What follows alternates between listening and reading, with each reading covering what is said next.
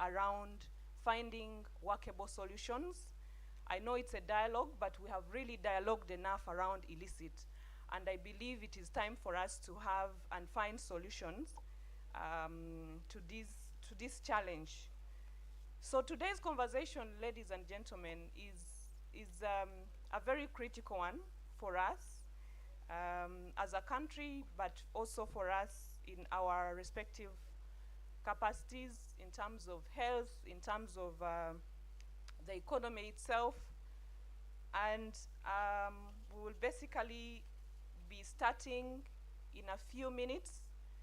Our guest of honor is around the corner, but please allow me welcome the management and the board of PSFU, Private Sector Foundation Uganda.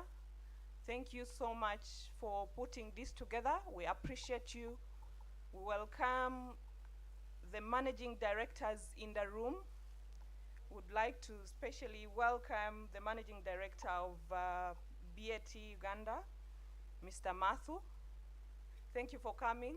I'm avoiding the other name because my name is actually longer than yours, but hey, it sometimes can be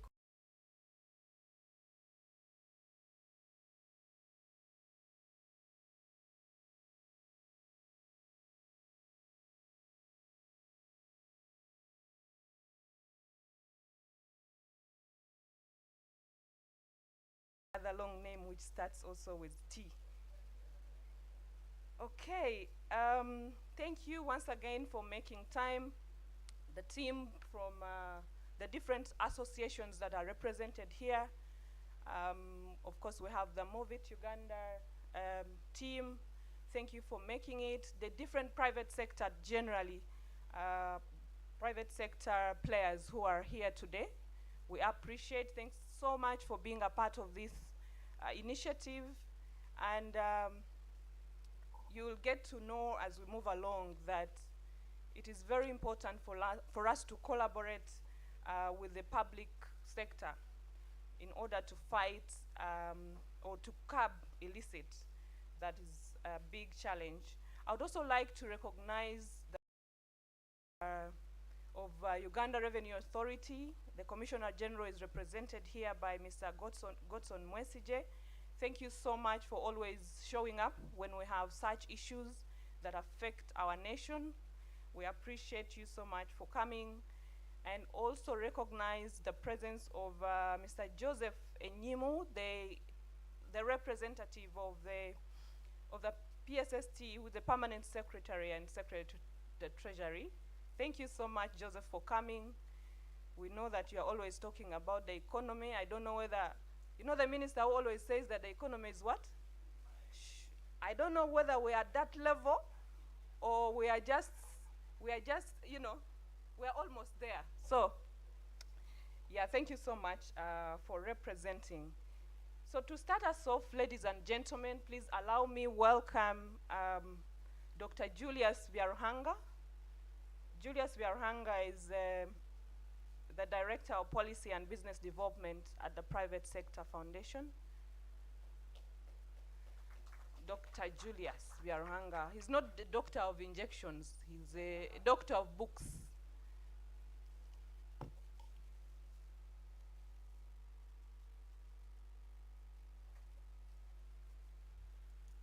Thank you so much, Jackie. I don't know if it's because you fear injections or that's why I don't want to call me the doctor of injections.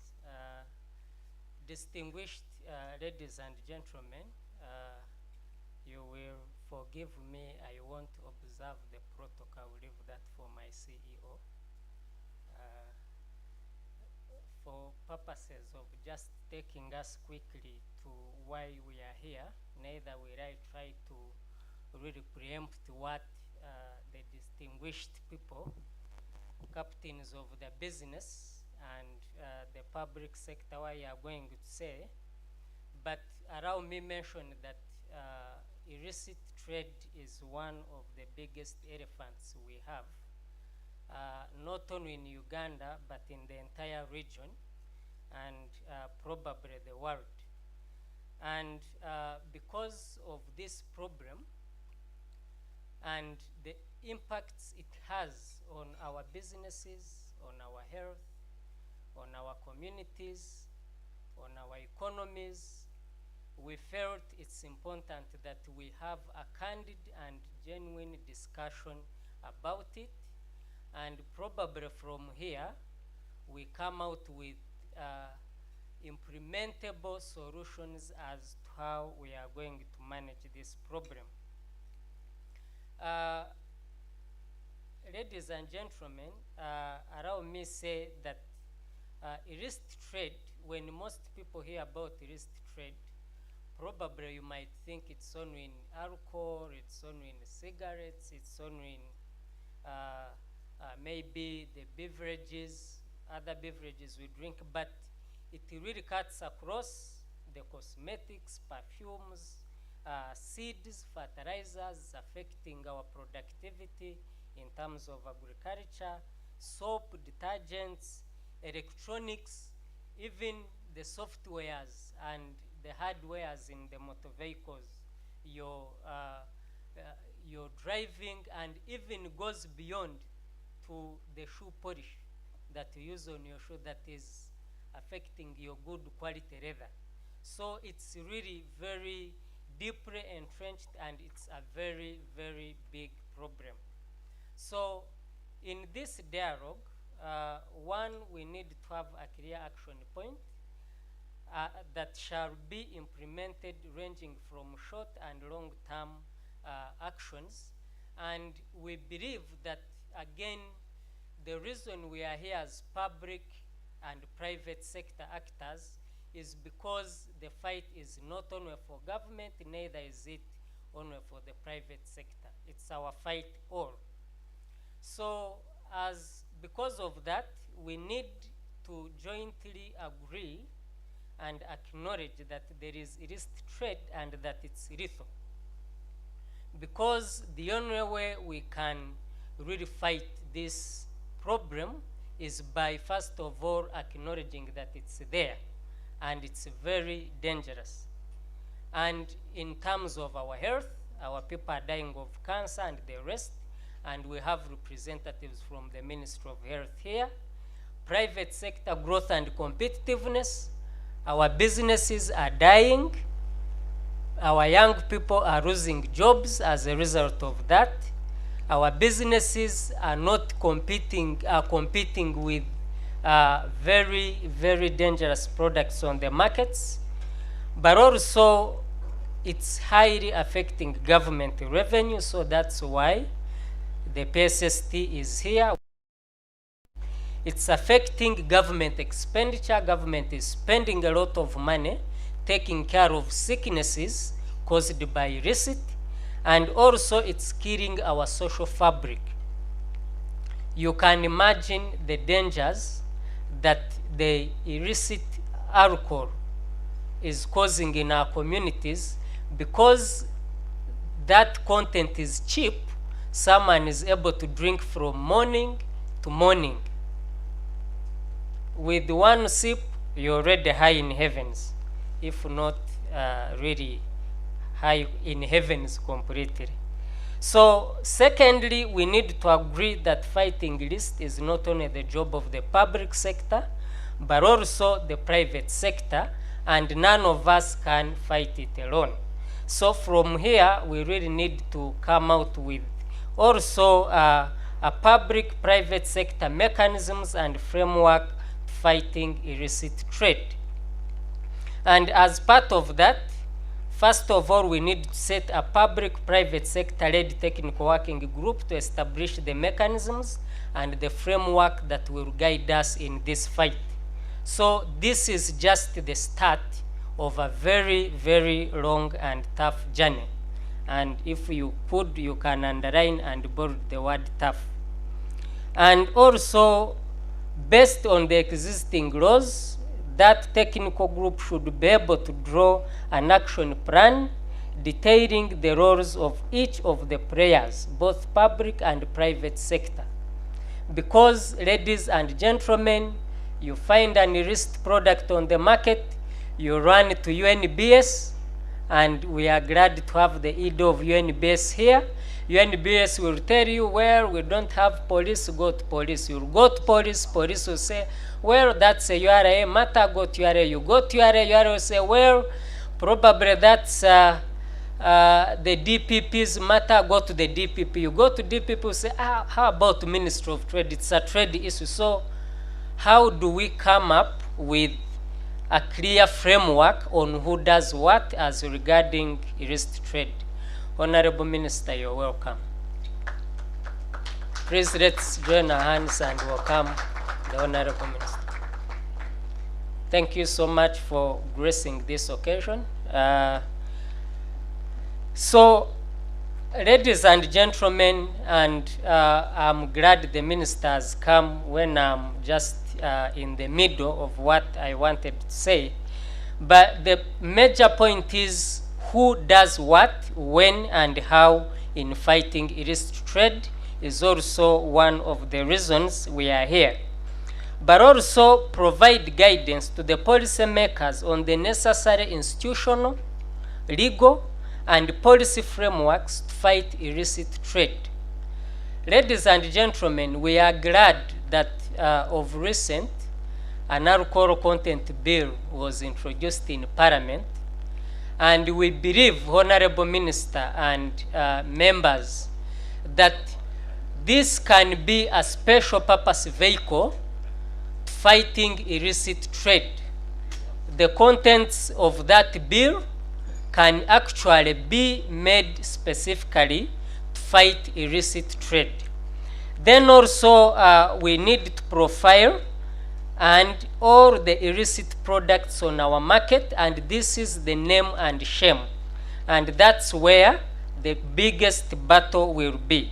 But also most importantly, set out an enforcement framework including all players both within the private and public sector.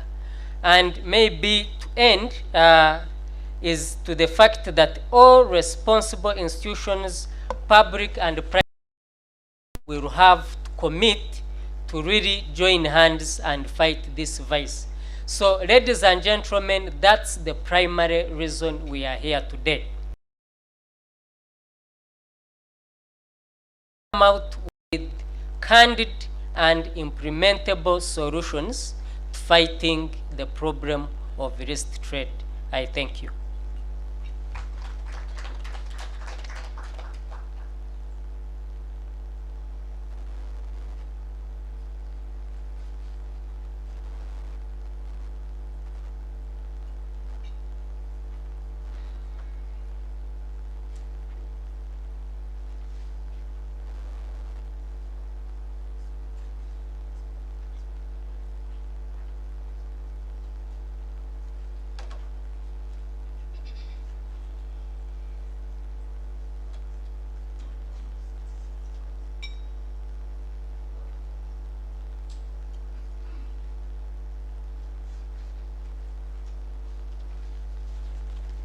All right, thank you so much, Dr. Julius. Thank you for setting the tone and for guiding us on as to why we are here this morning. Before I invite the CEO of Private Sector Foundation, I would like us to just watch a video. It's only 2 minutes, and it just basically speaks to the magnitude of this issue. I know, Honorable Minister, you have to rush out for another meeting, but it is very important so you get to understand the challenges we are facing in the, as businesses. But this is just only speaks to the alcohol bit, what our people are consuming out there, and it is about 65% of illicit in the market. The team in production, please, can we have that video? It's just 2-3 minutes.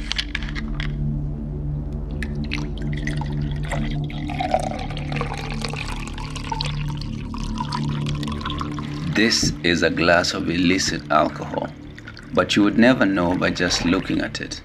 It looks deceptively pure and genuine, but behind this crisp and clear as day look lies a dark story. You never know by just looking at it. It looks deceptively pure and genuine, but behind this crisp and clear as day look lies a dark story that starts here. if something goes wrong during the This process, is a typical illicit someone might distillation pay a brewery. heavy price. It is where A place all the dirty that the end secrets of the justifies trade the are means kept. and A purity place and where if something goes wrong during the process, someone might pay a heavy price. A place that the end justifies the means, and purity and sanitation go up in smoke. If you consume illicit brew, this is what is in your drink. Though the instruments that are used might appear crude and rudimentary, the science that goes on here is remarkable. The distillation process begins by mixing water, fermented yeast, and liquid and refined sugar, popularly known as skaringuru. This mix is known as kangara. It will sit here and ferment for about 4 to 5 days. After 4 days of fermentation, the mash is poured into a drum half full. This prevents the fermented mash from boiling over. 60 liters of fermented mash will make about 10 liters of alcohol, which is then sold for about 60,000 shillings. About 3 spoonfuls of cooking oil are added to the mix to avoid discoloration of the final product. The oil gives the alcohol that distinct, crisp, clean finish. On top of the drum, a pipe is tightly fitted to trap the vapors. Once the mash begins to boil, the vapor will travel down the pipe into a copper pipe submerged in a pan of cold water. The copper pipe aids the condensation process and also reacts with other elements that might give alcohol a bad smell. The water in the pan will be replaced with fresh batch intermittently. This is because as the vapor travels through the pipes, the water in the pan becomes warmer. When the vapor cools down, it emerges as liquid on the other side of the pipe. This is then filtered by a ball of wet cotton to avoid, contamination. This is liquid alcohol. Here, they call it super first class. The name might be classy, but the alcoholic content of the illicit alcohol is unknown. This is because the entire process from distillation, packaging, and distribution is unregulated. This poses a health risk to the public. There's also a chance of this unregulated distillation process going wrong and producing methanol instead of alcohol. Methanol is dangerous and can cause blindness when consumed. According to a report by Euromonitor on illicit alcohol trade, there was a 64.7% increase in the volume of illicit alcohol consumption due to the pandemic and closure of bars from 2020 to date. The report also found out that from 2017 to 2020, the illicit brew trade grew up by 9.1% due to low disposable income, poverty, and lack of regulation and enforcement. This increase is as a result of low prices of the brew, inadequate monitoring by local authorities, and ineffective penalties. If illicit alcohol business continues to be unchecked by the relevant authorities, the health of the population remains in the balance.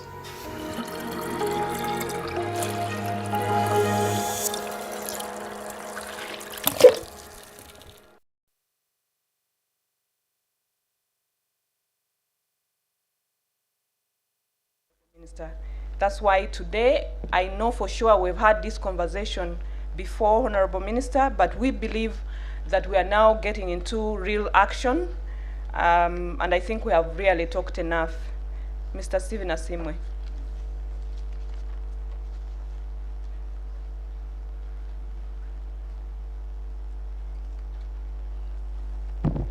Good morning, ladies and gentlemen.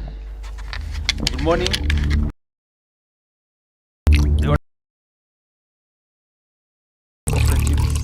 You're most welcome to this meeting. The Minister has a very tight schedule, but just for purposes of his information, Honorable Minister present here is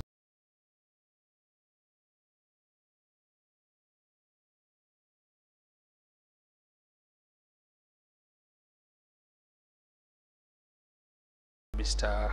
Issa Sekito and Mr. Kenneth Ayebare. UNBS is here, Mr. David Ebiru, We have present the Uganda Brewers Limited, led by Mr. Andrew Kilonzo. If you could just wave. Mr. Madhu Kinjuri is heading BAT. URA has a representative, Ministry of Health has a representative, Ministry of Agriculture, your ministry is here. We have media and several captains of business. Because of time, I will not give my remarks because you have, Mr. Minister, Honorable, told us that you are leaving, but that video summarizes the effects. This day is to have a public-private sector dialogue to fight this problem, which is costing the country in excess of 3-digit figures of billions in revenue, health impacts, jobs, but most importantly, our competitiveness as a country. The details we shall give later, but just for your information, Honorable Minister, as part of the recommendations, if there is something you'll go away with, are 4 strategic issues from our discussions.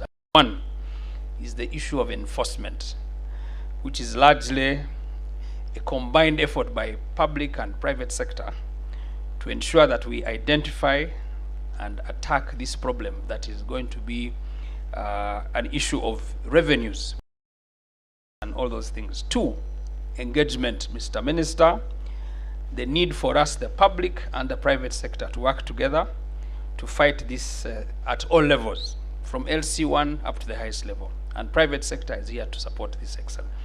Number 3 is the issue of awareness. Like you have seen, there is no one who owns this territory. It is our territory. All of us are responsible. And that's why we are here, to ensure that we consult and fight this through awareness and the need for people to learn. 4, the legal regime, which is largely an issue of the Constitution, the courts, but even at the subnational level, at the LC1 level. If my neighbor is involved in this thing, we can have mechanism. And then 5 is a call to action. Honorable Minister, you know that in church, people confess their sins, and there's an altar call, so people can come and declare that I have stopped this thing. So they are all mechanisms, both soft and hard. So Honorable Minister, it's with much pleasure that I invite you to come and speak to your people, and then thank everybody for coming, and pray that you bless this event because you are going. Please come and speak to your people. Thank you very much.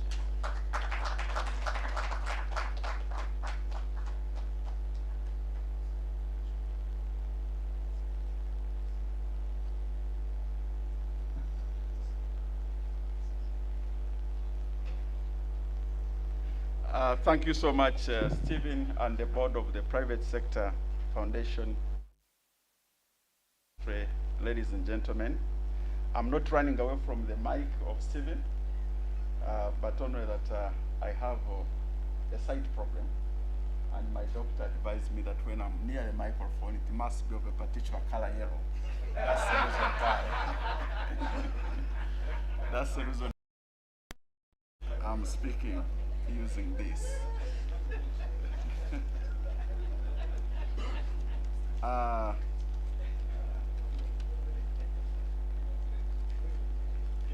I warned Jackie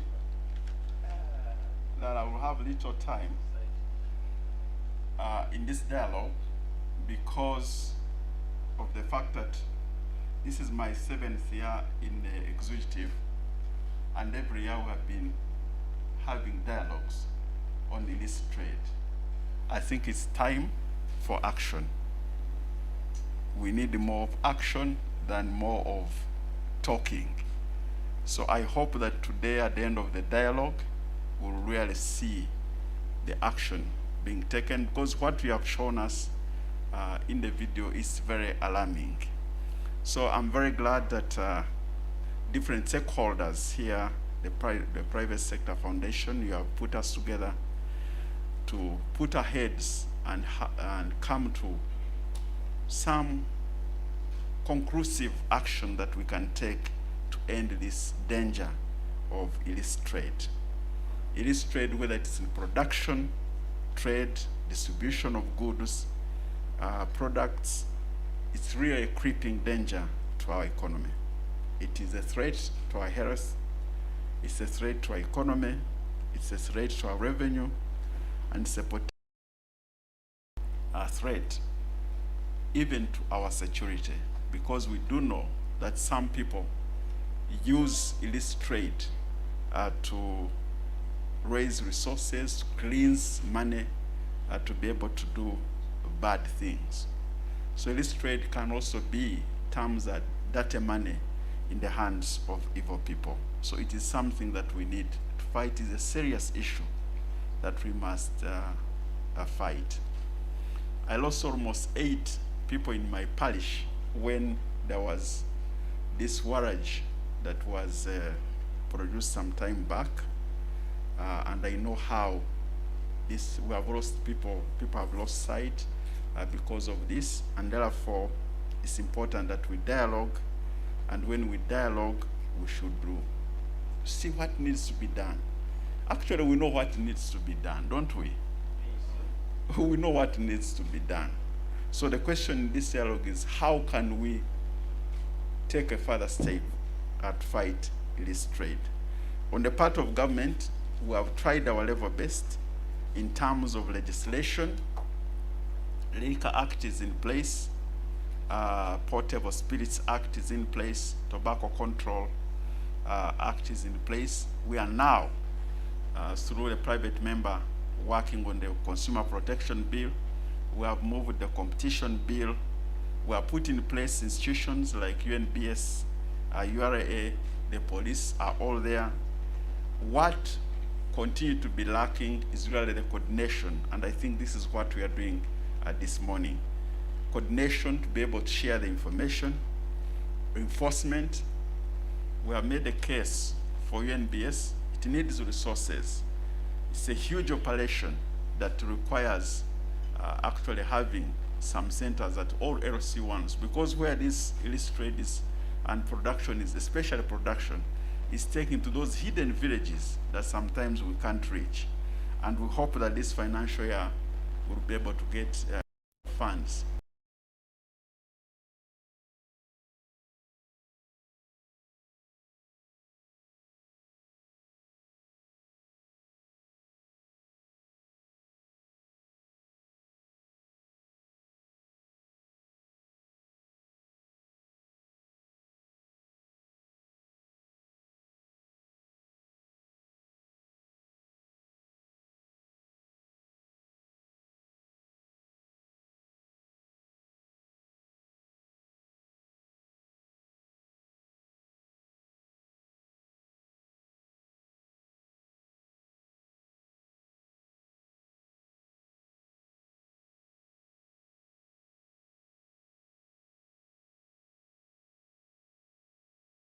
Seriously. And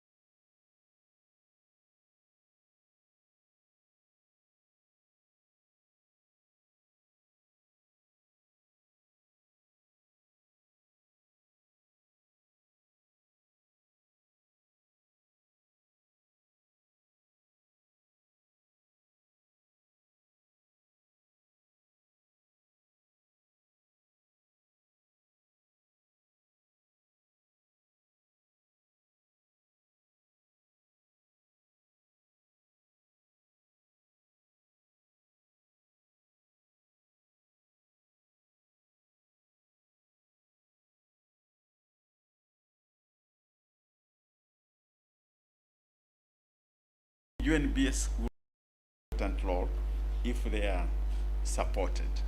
And I think the dialogue should be making a case for enforcement. The dialogue today should be making a case for sharing of information, and it should be honest to one another and see what can be done to resolve this issue. And I warn you that next year, if you invite me for a dialogue on illicit trade, I will come to rebuke you, because I don't know, what can we do to resolve this matter? Well, this is my 7th year attending the dialogue. So everybody must really feel that sense of urgency to resolve this issue. So the reason why I'm speaking for a short time is that I want to go and see what else I can do to help fight this trade. I assume I'm not in any other hurry. I'm in the hurry to go and take action. So thank you so much. We have UNBS here, and also we have some people from Ministry of Trade, we have people from Ministry of Finance. They will keep standing in the gap here, and if need be, I'll come back towards the closure. But the most important thing that can we, from this dialogue, come with actionable points that government needs to be done. One of them is really enforcement, and this enforcement requires resources. Another one is for companies to share information. The other day we had a meeting with the tobacco industry. We were saying, where is this trade, where is the cigarettes coming from? And we were informed that they are not produced here. Probably are produced elsewhere. But we know where they are produced. We belong to East African community. Can we have a chat at East African level so that we can resolve this issue? So I'm very happy that the Private Sector Foundation put us all of us together to have a discussion over this. And I want to end here and go and find what I can do to help the situation. Thank you so much.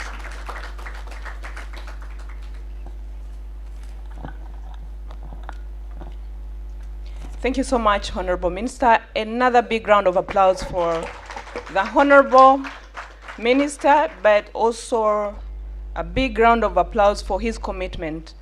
And now that he is actually going out to think so hard about what we can do to manage or to curb illicit, especially when it comes to enforcement. Yes, you've talked about it, but Honorable Minister, I think we also need policy and regulation in terms of the laws that exist in that line. They are really, really very, very weak.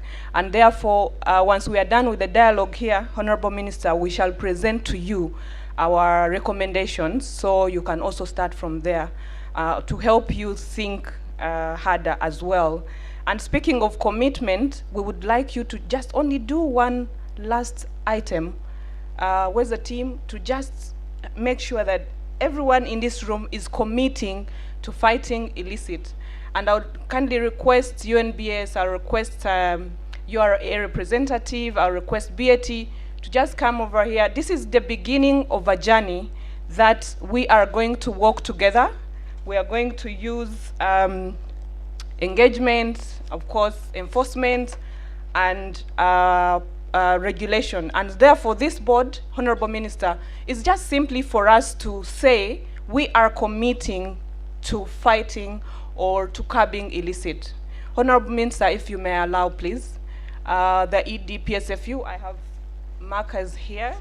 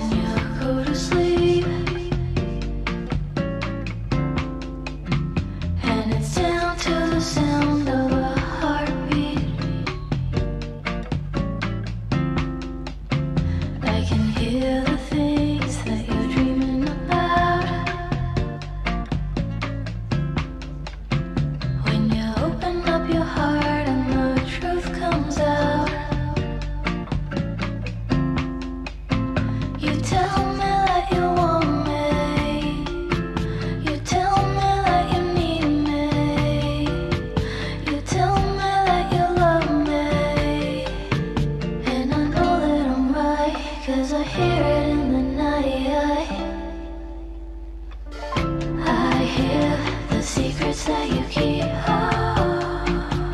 When you're talking in your sleep, I hear the secrets that you keep.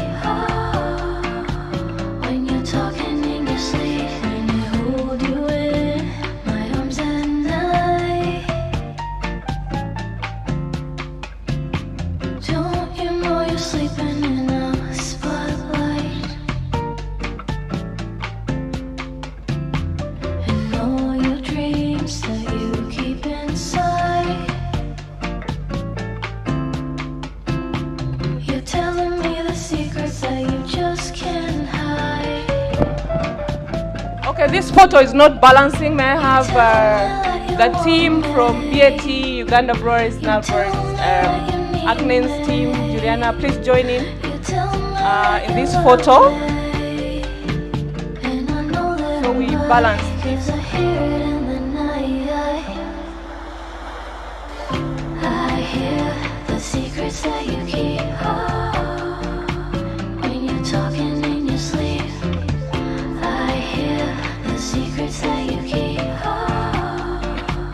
When you're talking in your sleep, I hear the secrets that you keep. When you're talking in your sleep, I hear the secrets that you keep. When you're talking in your sleep, when you close your eyes and you fall asleep, everything about you is a mystery. You tell me that you want me, you tell me that you need me, you tell me that you love me, and I know that I'm right, 'cause I hear it in the night.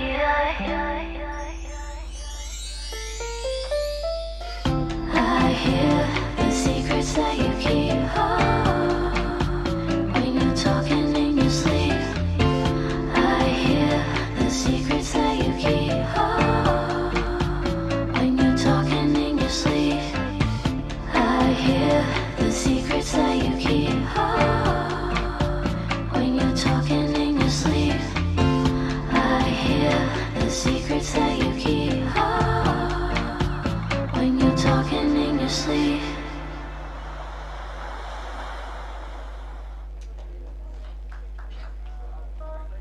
She told me that I'm not enough, and she left me with a broken heart. She fooled me twice and it's all my fault. She got So, ladies and gentlemen, please don't leave. We are just getting started. Honorable Minister, make sure you don't go with anybody, please. I thank you so much. Okay. So we are going to run through this real quick. We'll just give the ED Psfu a few more minutes to come, and the ED UNBS.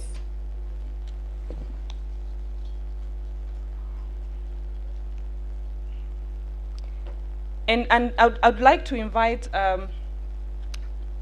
Mr. Joseph Enyimo from the Ministry of Finance to just give a few remarks. Like the Minister mentioned earlier, that we really want action, so we don't intend to speak for so long, so we can get into the deliberations with the panel. So Mr. Enyimo, please, if you may.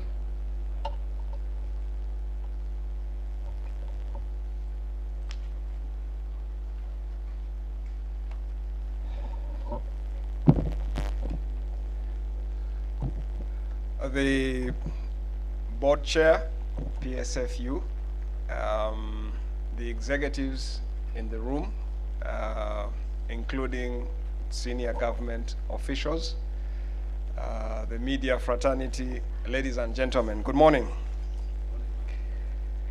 I bring you apologies from PSST is unable to join you here because we are constrained by the legal timeframes of ensuring that we have a national budget for 2023-24 within the stipulated timelines. So he has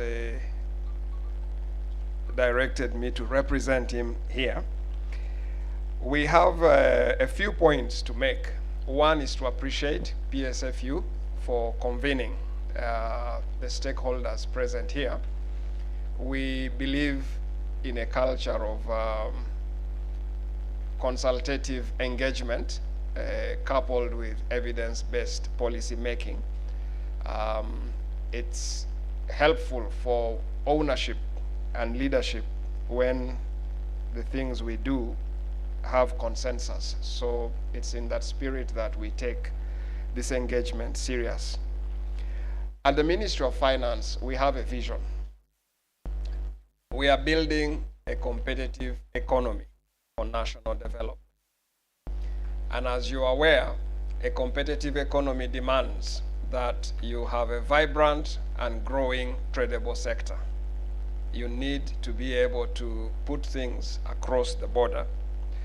And it is in that spirit also that we take very keen interest in making sure that our trade is formal, legitimate, and it is structured so that we can understand who is making a difference in the realization of that vision.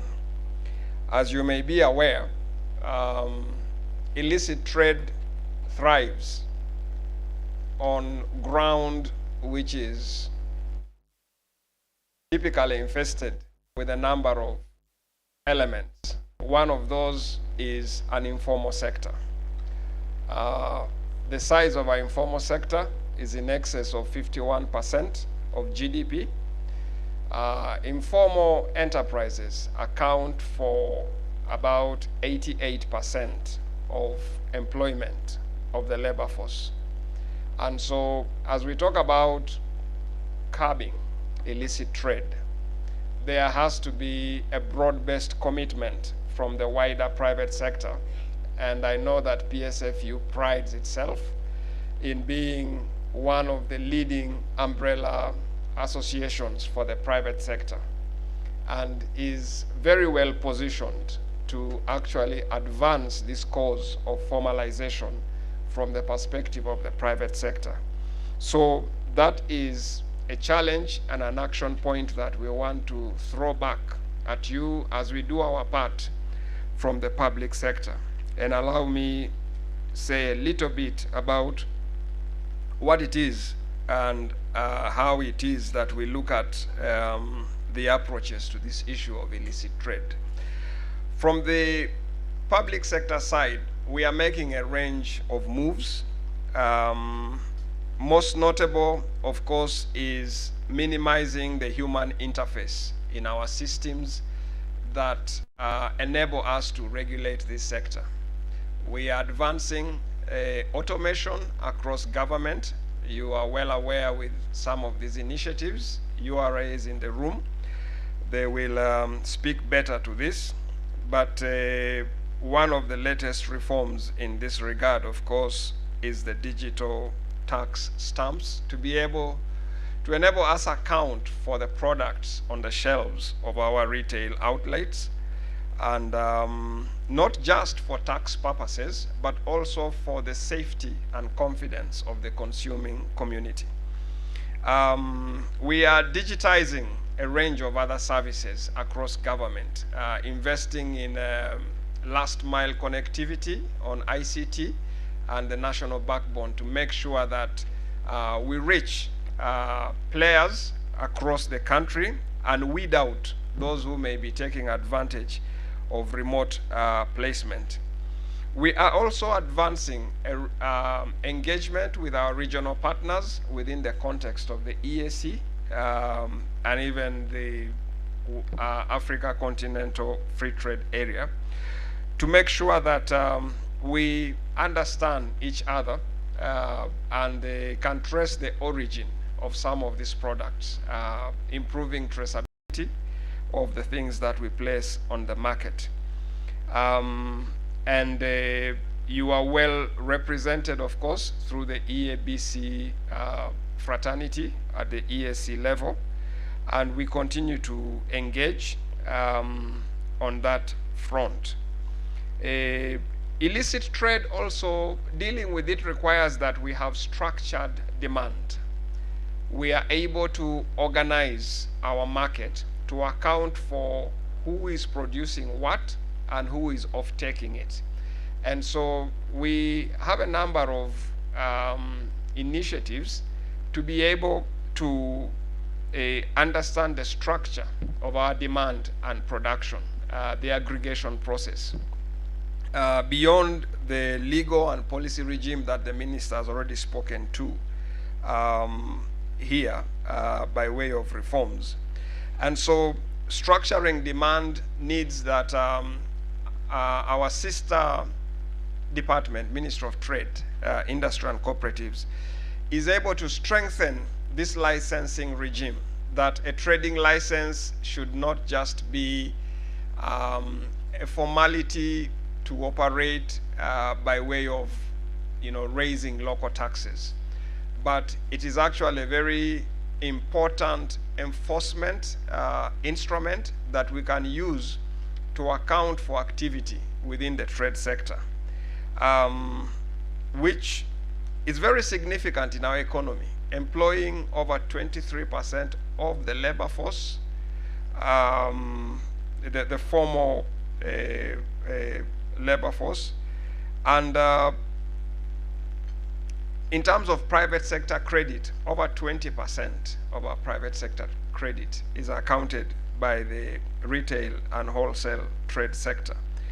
And so lastly, we all know the human cost of illicit trade. We know that non-communicable diseases are on the rise. Families are losing breadwinners. Life expectancy is being cut short. We invest a lot in our population, and it is not good public investment management to allow that investment just to waste away on account of scrupulous actors in the trade sector. And so I want to confirm that the Minister of Finance is alive to this issue. The interests are, of course, well enumerated, as previous speakers have spoken to. So we are here to, one, continue to listen to the options we collectively put on the table, but also to hear from you what you think we on the side of the Treasury can do better to advance the action plan we agree to. I want to thank you for your kind attention and pledge the collaboration and the cooperation of the Ministry of Finance, Planning and Economic Development to bring this vice to an end. Thank you very much. Thank you so very much, Mr. Enyemu. Thank you for that commitment as well from Ministry of Finance. And we do hope that when we come through with now the actual actions, it will be much easier for us to get a green light from the Ministry of Finance. So without further ado, I know we have CEOs in the room who have so many things to do, and a number of people here who really need to leave. We are going to run through the next program really very fast. And so I would like to invite Mr. David Livingstone Ebiru, the ED of UNBS, to just give us a brief overview, and then we'll get into our panel discussion when we are still fresh, and then we move. Thank you. Thank you very much. Again, all protocols observed. I want to thank the organizers of this meeting, Psfu, and various associations therein, for this opportunity to again discuss this very important subject matter of illicit trade. Again, like my minister mentioned, that we've been in this engagement year in, year out, but we seem not be breaking through with actions. And today we are saying that we need action points which should be measured in the next engagement we will be having in the coming year. But again, for clarity, when we talk of illicit trade, for us in the regulatory sector, we are basically saying these are businesses which are not registered. Like Commissioner Joseph has said, they are largely informal. So when you are informal, nobody have your record, and that is our biggest problem. These illicit traders are not formally registered with the Uganda Registration Services Bureau, and therefore it's very difficult to trace them in the first place. And for purposes of enforcement, you need location, you need address, you need contact. And this is one of the challenges we must address to have these sectors formalized through registration of their businesses. Of course, once they are not registered, they are not certified, because one of the requirements of the National Bureau of Standards for you to get a quality mark, the first step is that you must register your business, you must register your brand, because we have a duty also to protect your brand against those who counterfeit. So therefore, when you are not registered as a business, you are likely not to be certified by the Bureau, and that then therefore become an illegal or illicit trade. And not paying taxes. Again, because we work together as government, one of the requirements for you to apply for a Q mark with Uganda National Bureau of Standards is, one, you must register your business name and your product. Secondly, you must obtain a TIN, a tax identification number from Uganda Revenue Authority, and then you will be having a quality mark. So these are very critical stages in formalizing you, not because these entities want to get money from you, but for purposes of certain interventions. As you are aware, government is now trying to make sure that we promote what we call Buy Uganda, Build Uganda, and that can only be done through what? Through formalization. You will realize that there are opportunities that we are missing as dealing in this illicit trade or illegal trade, which I will be able to highlight. So there is issue of production in ungazetted places. You are aware that one of the biggest challenge we have with these products is that they are being made from the backyards of people's homes. They are being made from godowns. They are being made from garages, and these are ungazetted what? Production facilities. So that's one of the challenge. How do we get rid of this? And that's why we are saying, as Commissioner and the Minister, that these are taking place in our communities, in our villages, and again, we need to create awareness from the local leadership to be able to make sure that production of certain products cannot take places in homes. They must be done in gazetted production facilities. Of course, there are banned products. You are aware of the contrabands, and I think this is common in the alcohol sector and the cigarettes. And we are saying that if you are dealing in production or trade of contrabands, then you are dealing in illegal trade. And of course, we have issues of adulteration and counterfeiting, which is also illegal. So these are the forms under which these illicit trades take place. They are not registered, they are not certified with the Bureau for Quality Standards, they don't pay tax, the production takes places in ungazetted places, and most of these are also banned products. And they are adulterated or counterfeited in most cases. And the challenge is that because of this, we have certain exposure, the risks. What are the risks posed by this illicit trade or illegal traders? One of the biggest challenges is exposure to our consumers, the issues of safety, because we cannot guarantee the quality and safety of these products so long as they are not certified. And therefore, most of them are actually harmful to our health. Again, Commissioner alludes to the current diseases, whether you are talking of cancer, name it. These are arising from some of the products we have not actually guaranteed how safe they are, and therefore this illegal, illicit trade perpetuates that exposure to consumption of unsafe and harmful products. Again, the recent, although Honorable Minister mentioned about the incident in his constituency in Kabale from some local gin, which was not certified, illegally produced. But the recent one vivid in our mind is the Arua incident. Gin 5, I think they call it city gin.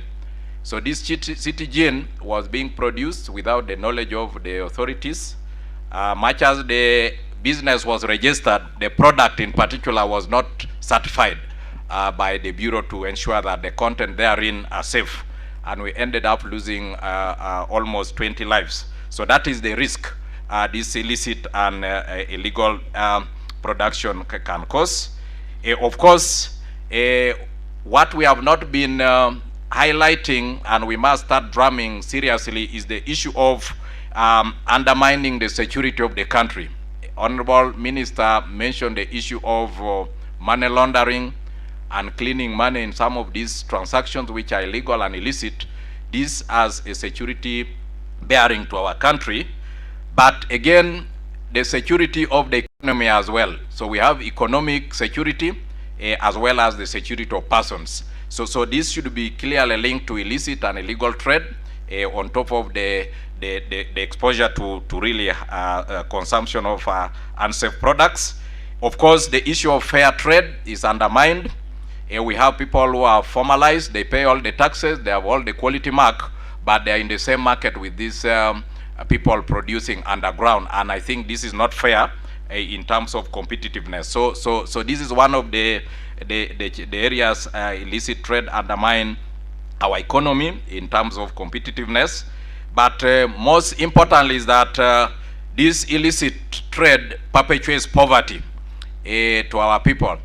I've been linking this in terms of the quality. First of all, in most cases, they do not meet the minimum quality standards, and therefore they are not fit for purpose, and therefore they have no value for money. So meaning that if you are going to be selling these products to people who are already poor, for these products that do not achieve the objective or satisfy their needs, and then you want them to frequently buy because they don't last longer, and then you are basically putting these people in the what? In the poverty cycle. So this illicit trade or illegal trade are also responsible for the poverty of our people because these products do not meet their needs in most cases. So what are the opportunities really? Before I got to the opportunities, what could be driving this? Why is this business thriving? I've personally identified one major problem is the quality culture, both by the consumers themselves, but also by the suppliers and manufacturers of these products. Because if you don't have a market for these products, then there will be no incentives. So I've noted that one is that we have a category of our people who are providing market space for these products, and therefore they are able to thrive because they can sell. And this is the area we must focus on. Where is this market and who are the consumers? Of course, you take note that, again, they have taken advantage of our poor people. Most of these commodities are traded in the countryside where we have poor people who have no options, and sometimes they try to underprice them to be able to get this market. So that's the area we need to focus on to make sure that we deny these people the market space and make sure that they do the right thing. So we have opportunities missed as a country. One, as individual business, if you are in illegal or illicit trade now, you cannot be able to supply any government department with your goods and possibly services soon, because we also certify services. So illicit traders are narrowing space to be able to participate in big tenders of government. As you know, government is the richest buyer, is the biggest buyer, and does not default on any debt, much as they delay to pay you, but you'll get your money. So you'll miss that opportunities of big money in government, because they are the only people with the money, and they are reliable payers, much as it may take some time. So now, if you are to supply our major government buyer now, as you know, who knows who is the major buyer in government these days of goods? It is office of the Prime Minister. Whether it is iron sheets, whether it is beans and posho, you must buy them from certified providers by UNBS. And that one, we have managed to agree in principle with OPM. OPM knows, buy relief for anybody, either food and any other supplies, it must be having a quality mark. So you can imagine, Joseph here can tell you the allocation of monies for that purpose, including supplementary expenditure anytime. So you'll miss that opportunity to participate in that lucrative tender. The other one is that the Bureau has now decided to narrow the market space, that if you are making products locally and they do not have a quality mark, we don't want to see you in any supermarket shelf, any retail outlet, and not even in any open market. So therefore, these illicit traders will continue to be trading in streets, in bushes, and in ungazetted places, because they will not be seen anywhere in formal places, which give them opportunity to what? To sell and grow their business. And therefore, we are saying that the higher you formalize and come forward, the better for you to be able to trade in these outlets. And most importantly, as you are aware, we are now harmonizing our standards to increase access to markets beyond Uganda. The EAC, as you are aware, has a huge market opportunity. We are going to the continent, as the Commissioner has told you, the African Continental Free Trade Area. The basis of access to this market now is like a visa to anybody who wants to leave the country. It does not care about your status. I'm not yet sure whether the president does not need a visa when he flies out. And that is quality standards now. That you can have your money for the air ticket, you can afford first class, business class, but if you don't have that visa, no aeroplane will board you with even that money. So that's how it has become critical for anybody who has not gotten a certified product to cross any border to trade within the region, and most importantly to the continent. And this is where we have a huge opportunity. So this is now the message we are mentioning to these informal traders, that the faster you formalize your trade, the better. We have bigger market for everybody outside Uganda, which they should be able to participate in. But all this, we are mindful of the competition of the country and the image. You are aware that some countries are called first world countries. Some countries' products are being rated highly, made in Germany, made in UK, made in Japan, made in America. But it's not government which makes these things. It is actually individual enterprises who have embedded the quality culture that makes that, and therefore the country takes credit. So when will Uganda be at that level that our products now, which we are working very hard to start exporting, puts the image of Uganda at that level of producing the quality of products? So this illicit and illegal trade is undermining that national competitiveness at the global market. And we are saying that as we pursue the export promotion strategy, the import substitution strategy of building Uganda, buying Uganda, we should be mindful that all this ultimately ends with the image and the and the competitiveness of the countries. So as government and the Bureau in particular, we have put some interventions or actions which we need to share with you today. Again, we are saying that we will continue deploying the stick and carrot, or carrot and stick. We have a role of promoting, creating awareness about the benefits of standards, as I've told you, how standards are now the only key to the market, both local and international, and to persuade people to voluntarily or become self-regulated to actually embed that quality to themselves, to their business, that what is good to me should be what is good for the market. So that is the quality culture we want to embed and promote. And we have done that by reducing the cost of certification, so that our micro small enterprises that are majority in this illicit and illegal trade are encouraged to come forward. So we have highly subsidized the cost of certification, and we continue engaging with our Ministry of Finance whether we can be able to actually create what we call an SME certification fund, which can be allowed to make everybody is willing to certify the product to get a free quality mark for 1 year. Then you get to the market, sell, and subsequently be able to sustain renewal of your permit. We have done that pilot with a private sector foundation under the Mastercard program, a commissioner, they gave us $500,000 to be able to identify some SMEs as a pilot and encourage them to make sure that they come out from the informal trade, and we're able to certify up to 500 SMEs, enterprises, on behalf of government. That's the private sector that is trying to demonstrate that if we have that fund, we could be able to solve this issue of illicit trade. Where is Jackie? Jackie, did you hear that action from government? We are saying we are now today for action. One of the action the Bureau has piloted is, can we give these people incentive of sponsorship of quality mark for 1 year for free, with the commitment that they will be able to sustain renewal of that quality mark going forward, so that we allow them to come out from hiding and make sure that the issue of the cost of certification, high cost of certification, does not arise in the first place. But again, we are saying that if these people knew that standard is actually one of the ways of sustaining business, you would have actually structured it in your capital as a capital, not as operating expense. Because we see our people considering standards as an overhead.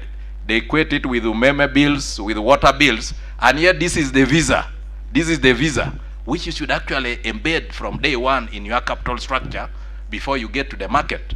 So we look forward to having these incentives to allow these people come out and be able to narrow this illicit trade market. But we are also now decentralizing our services to regional offices. We are now fully fledged in Gulu, where we can start and end by issuing a quality mark for all the northern region to reduce the cost of business coming to Kampala. We now be able to certify from Gulu.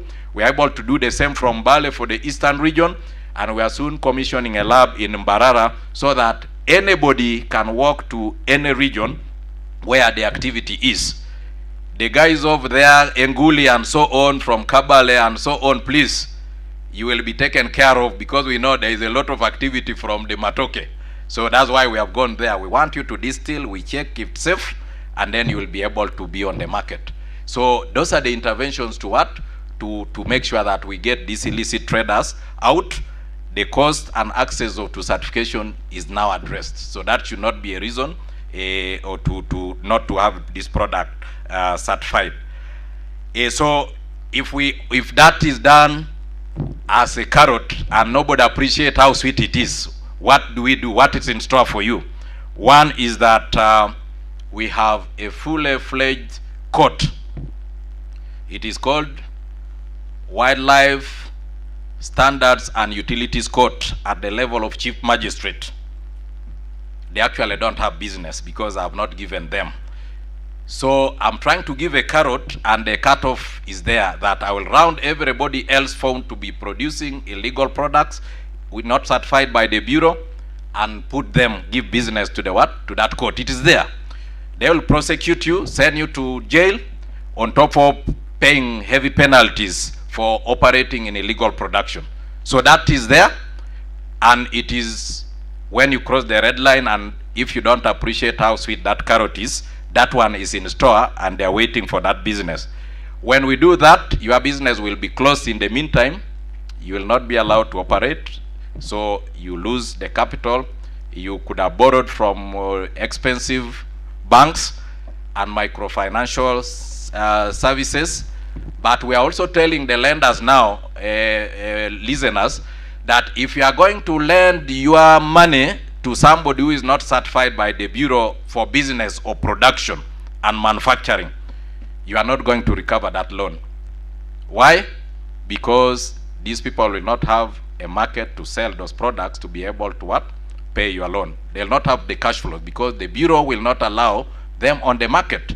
So we are also telling the lenders, the UDB, Microfinance Support Center, which are the arms of government, that please, part of your lending should be number one, get certified by the Bureau before I give you working capital and equipment. That is the only way you can sustain or be sure that these people will be able to recover that loan. Otherwise, if you are going to lend money to illicit or illegal producers, that one is already a bad debt. They should provide for write-off in the what? In their books. They are not going to be in the market. So we are doing the enforcement part, including prosecution. Then, as Commissioner Joseph mentioned, we are deploying technology. Some of those categories of products that are illicit are mostly foods and beverages. And as you are aware, we now have what we call the digital tax stamp. Digital tax stamp. If you are keen in that stamp, it has a Q mark. So the issue is that we are now working very closely with Uganda Revenue Authority to make sure that you pay tax on a safe product, okay? It is no longer money on anything, because we are saying that if illicit man pays tax and he goes and hurts people, it becomes unsafe, then that will not serve the national interest. So the condition is a Q mark on a product before you collect taxes from it. So that is the understanding between us and Uganda Revenue Authority, and that applies to imports. Uganda Revenue Authority will make you pay your tax. After you paid your tax, he says, go to UNBS, and should your day run out and that after paying tax, I've condemned your product, quality standards, and will be empowered to the consumers at the end point to scan to confirm whether it's a legitimate product. If it is not, there will be rapid response, which we are going to put.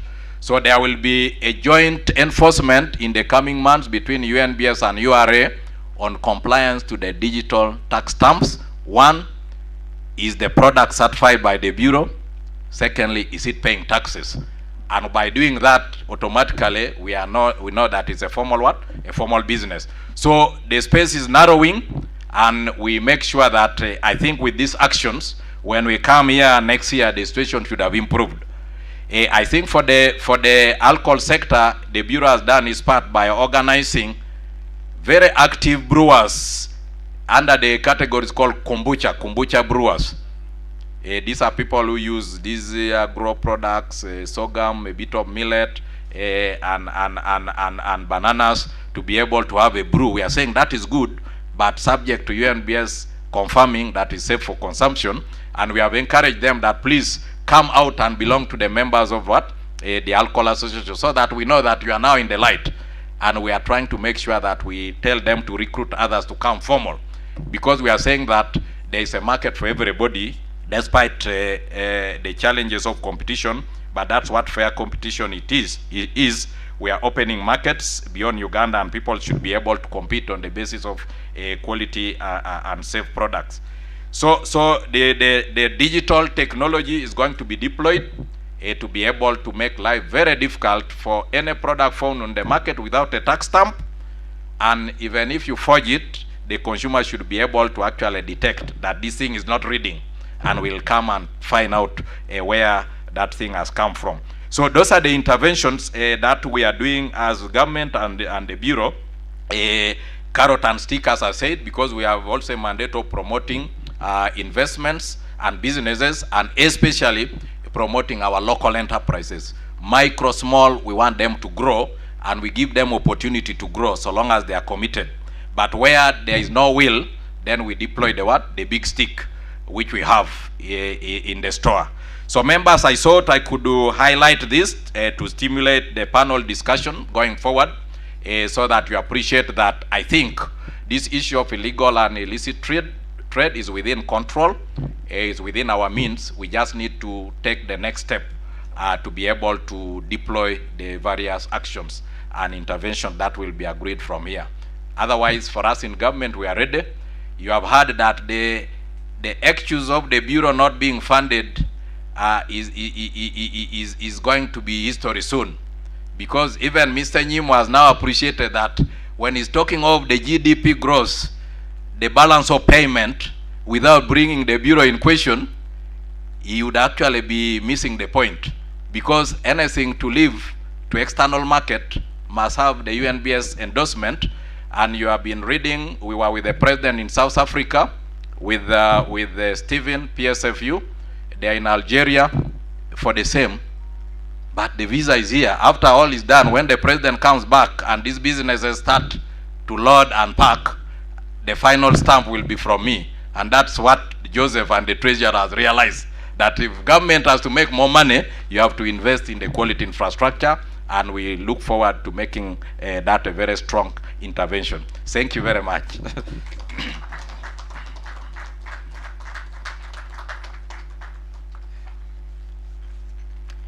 Thank you so much, Edie. We appreciate that, and we appreciate the energy with which you commit to fighting illicit. I can see there's a lot of energy that you're putting on enforcement, and I'm sure the next speakers will tell us a little bit more about the legal and the regulatory reforms that we need as well to be able to fight illicit. We are going to move into the panel discussion, but before that, we have somebody who really is experienced in the matters, policy matters to do with regulation, and he will help us to just kind of put the discussion before the panel comes on into perspective. And I would like to welcome Mr. Sam Watasa. He has a few minutes to just kind of run us through what he thinks is the real solution for us as well, seeing we are here just to look for action. So Sam is the ED of Consumer Protection Association, and he's also a commissioner, the East African Community Competition Authority, and commissioner, COMESA Competition Commission. Jesus Christ. These are accolades. Sam, please.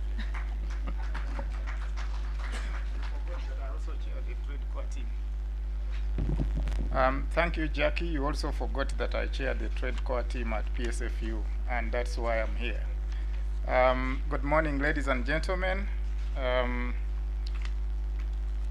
It's nice to speak when people of government have spoken, because I don't want to speak that same language.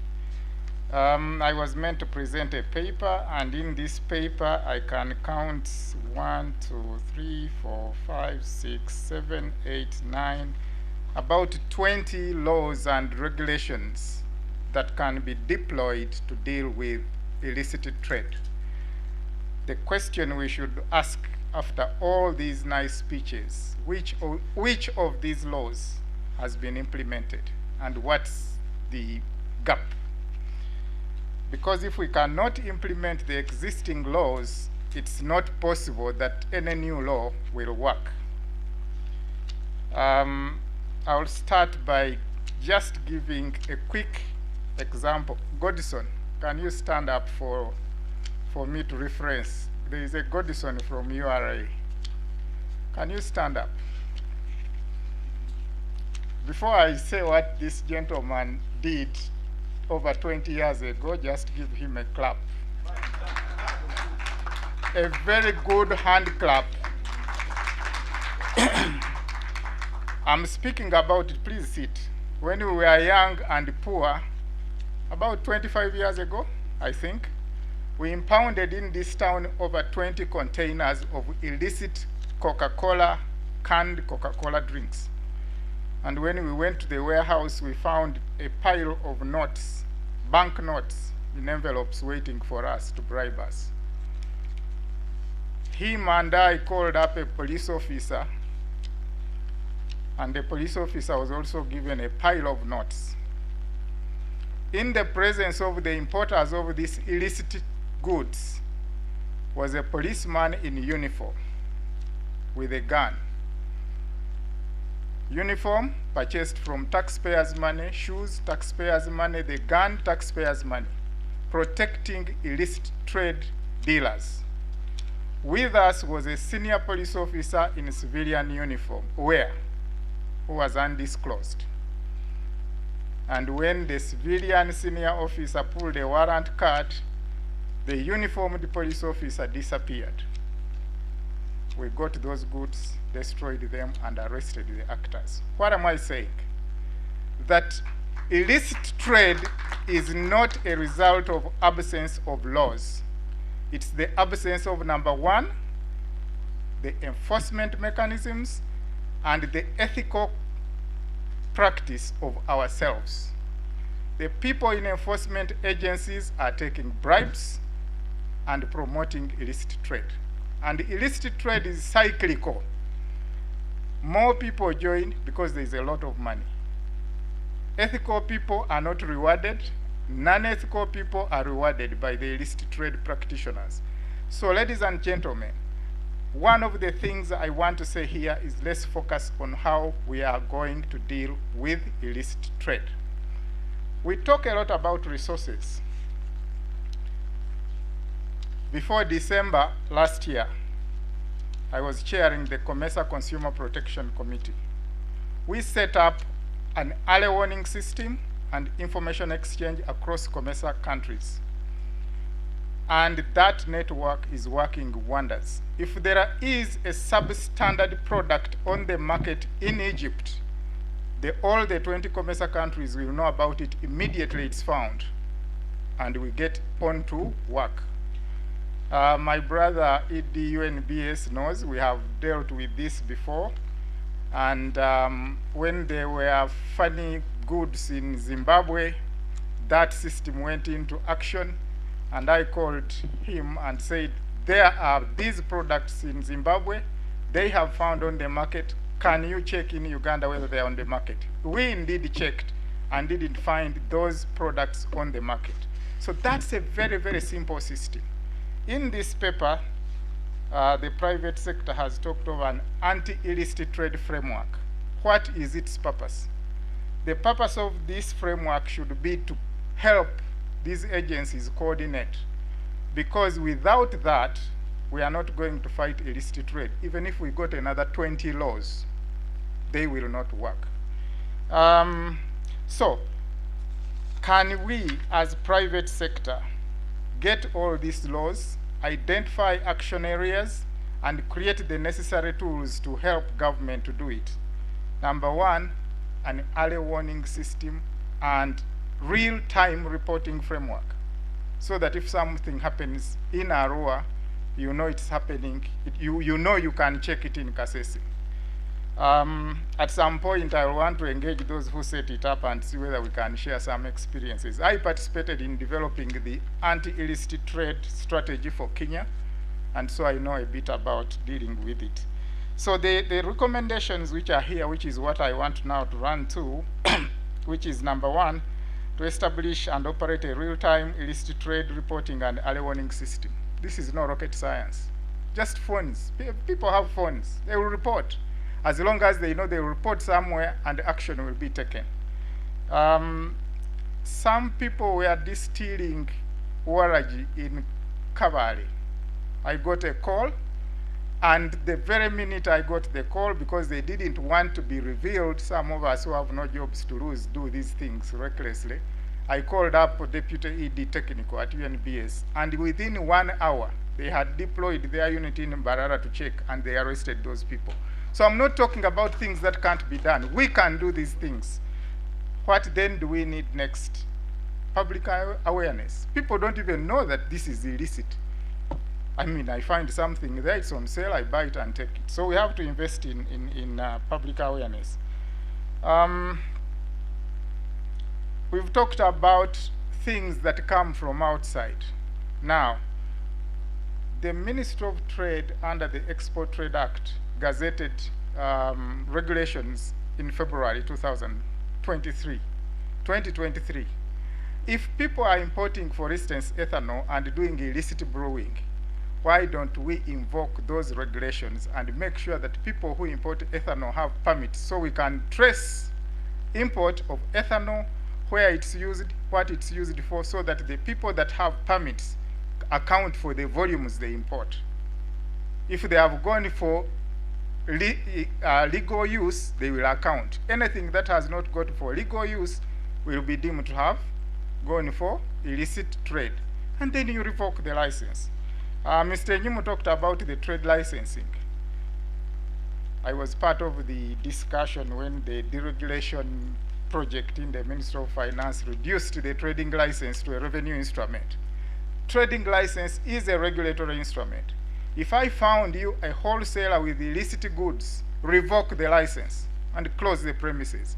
So we are not talking about looking for new laws. If you are dealing in illicit alcohol, if you are dealing in illicit tobacco, if you are dealing in illicit anything, withdraw the license, close the business. The moment that happens, especially before it happening, and you do some public awareness, it's very easy. Because the people who are promoting illicit trade are licensed business people. You withdraw the license. There's no rocket science. And if you do that, you don't need any other law. Well, they've talked of seizure and destruction. Yes, public and private partnerships. This is where the emphasis of PSFU and the private sector should be. Let that anti-illicit trade framework deal with the things that the laws that are in existence have already provided for, and ensure this coordination arrangement. I think it will be important to invest especially in promoting the coordination framework between the business, which is the private sector, and the regulators. I gave these examples like we did with Godson. Why? Because we were able to see that UNBS had issued supplementary labeling for only one container, okay? And these guys used it to then do the remaining 19. The Bureau had done its job. The business person had messed up the authority given. URA, my brother here, we were working together very closely. So what is missing?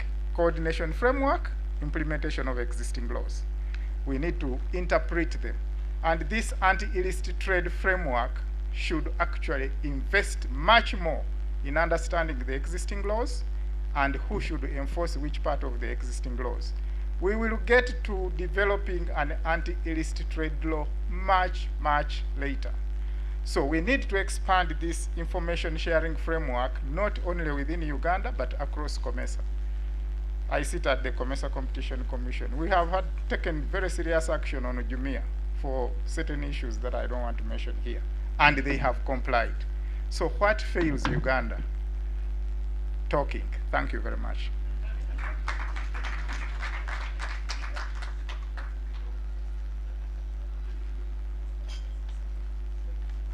Wow. Thank you so much, Sam. We appreciate that. I'll not repeat anything because I see even the lawyers in the room. I saw them, taking notes. This corner is full of lawyers from the beverage sector. And so they were so delighted by your delivery because you're speaking about something that is very close to their hearts. We thank you. A big round of applause, please. The other two tables, I don't know, are you with us, the other side? We hope you're taking notes. The media, you're streaming live. Speaking of media, our hashtag is PSFU Illicit Trade Dialogue.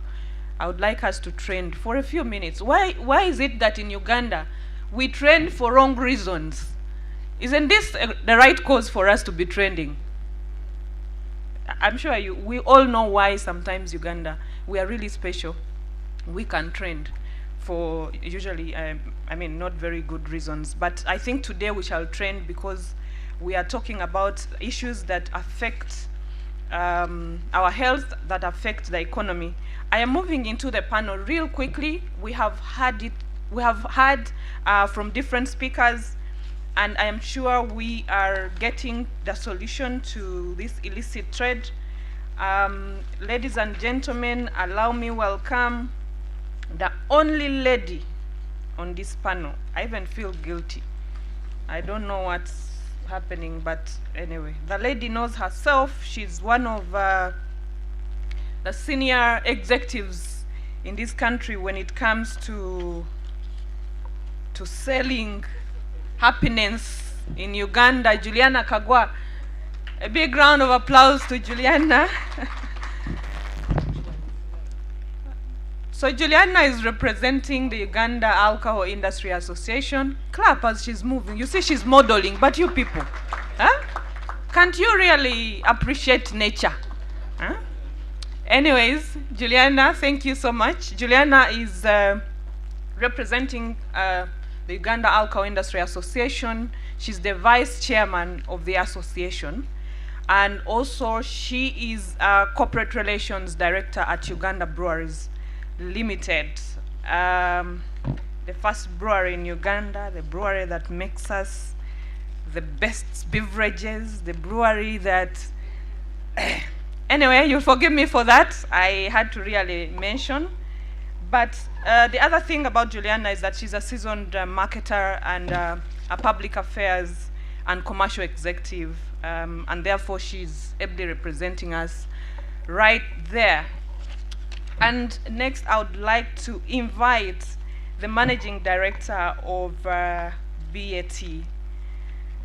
A big round of applause for Mr. Matthew. He is also a veteran, as you can see. There's a reason why they are seated together, so they can compare notes and see how to fight this illicit even after here. I thank you. Thank you so much. We are very, very grateful. Thank you so much for supporting this cause and the BAT team present here. Moving on, I would like to invite back again the Executive Director of UNBS.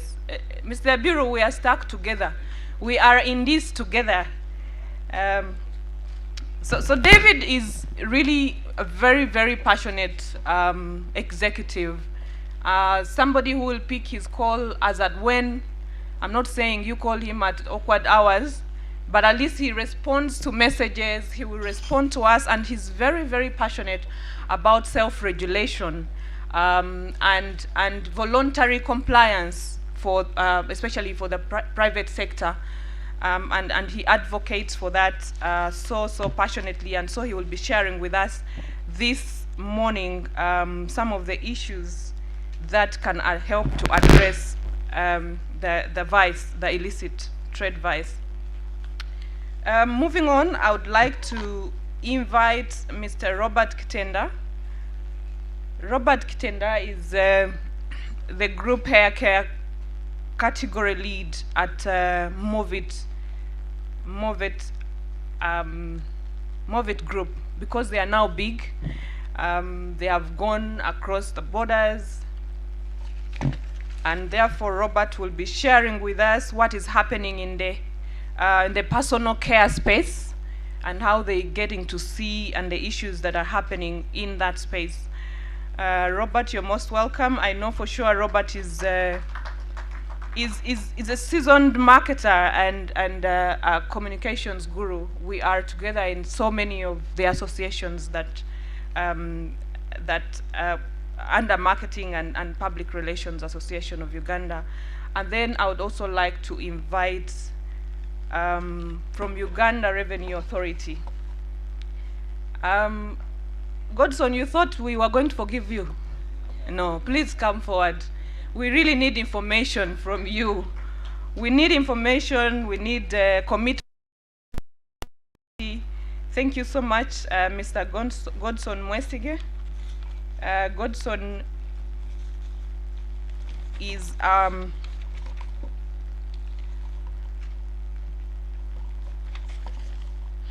Godson is the Acting Assistant Commissioner for Customs Enforcement. Godson, thank you so much for joining us. And last but not least, we have Solomon Seruo, the chairman of the chairman board Crop Life Uganda. Solomon, you're here? Yes. So ladies and gentlemen, we really don't want to consume a lot of our time. For sure, a lot has been said as Solomon takes his seat. A lot has been said about illicit. We now know that drivers, I'm not going to ask anybody about the drivers of illicit because we have to manage time. But we need to get real workable solutions. But before we get to that, we would like to understand what is happening in your respective spaces. We've heard from UNBS. I'll not get back to him. But we need to hear from the private sector before I get into the government agencies, URA and UNBS. And I will start with BAT. When I was growing up, BAT was one of those companies that everybody would love to work for.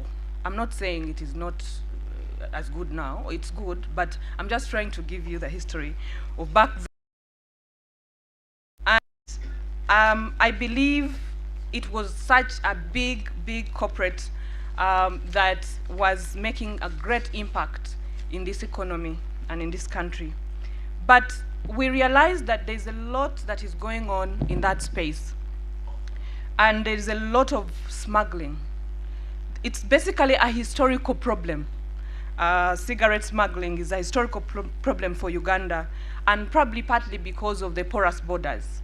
I just would like to know, how has BAT survived for all this time with all these challenges, especially regarding illicit?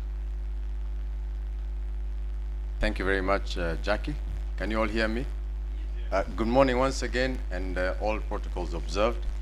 As you rightfully said, BAT is still a great place to work. We operate in 180 countries, and in Uganda specifically, we touch the lives of over 30,000 traders. So those are the traders that sell tobacco products. So we don't take that for granted, because whilst you, as you said, you don't see the factory, but we still impact people's lives.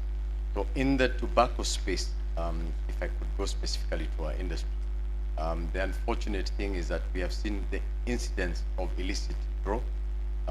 3 years ago, that was about 15%. And we do research through recognized third-party research companies. And last year, Q4 result indicated that the illicit incidence is 29%. So plainly speaking, 1 out of every 3 cigarettes in Uganda does not pay duty. And the products are not counterfeit products. Products are products that have come and the taxes are not paid. The example Banawatasa gave is pretty much the same situation we find ourselves in. Products are destined for neighboring countries and they end up back. They are cleared by URA to go to those countries, but then unscrupulous traders find a way to bring back the stock. And if you try and estimate what that means from a revenue point of view, it is in the tune of 30 to 40 billion Uganda shillings lost in revenues to URA, and obviously to the legitimate players in that industry. Thank you so much for that submission and for just painting a picture of how much is lost in terms of government revenue.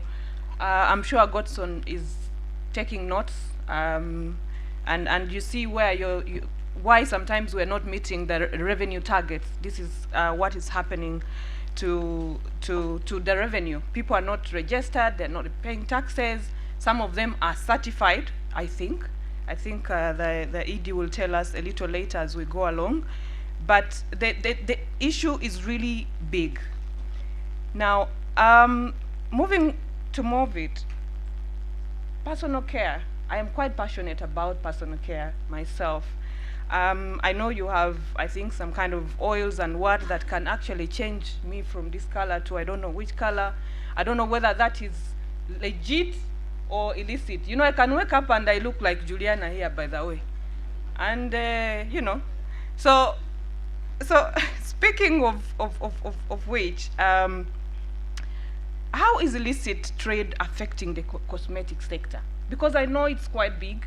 Probably you could also tell us a bit of, you know, how big is the problem of illicit in this personal care sector? Greetings to everyone. First of all, I want to thank the organizers for inviting us. I think as beauty and personal care, we've not really taken our place at the table to try to see how we combat this. But actually, to answer to what Jackie first asked, as MOVIT, we do not make products that will turn you into another color, but that is where we are having the greatest challenge. And the greatest challenge is coming from the fact that these are health-related issues. This cancer we are talking about the fact that consumers, out of I would call it ignorance, are using these products with the thought that they are going to get some sort of extra beauty, and yet this is actually a damage to their health. So in our industry, it is quite diverse, because just coming from the direction of, yes, we are saying these products are coming in, products that have hydroquinone, we are fighting with UNBS, mercury, those products that are changing tonation, products with claims or promises that are not realistic. Well, I think we even have some in here in our own country where someone promises you good, blessings on the products, and the consumers are in there consuming that. But we have worked closely with UNBS to see that we lock that in. But we can't say that this is not affecting us. And for us, it's even going to the detail of intellectual property. You'll find that's why you'll have a baby junior, you'll have 10 other baby juniors coming from what Movit has done, because we are having those challenges of, again, people playing around with intellectual property within within Uganda itself.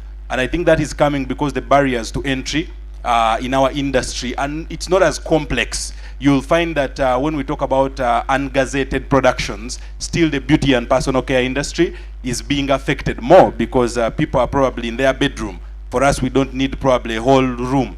It is just a simple bedroom, and people are mixing beauty and personal care products. But we are saying that through initiatives like these, and I'm going to call upon the rest of the beauty and personal care captains, and again, our association as well, the Uganda Cosmetic Manufacturers Association has not come out strongly, but with the learnings that I'm seeing from the colleagues from the alcohol sector, we are also going to be able to take the learnings, step up, and see that we combat this, because it's really affecting our industry and really affecting our operations.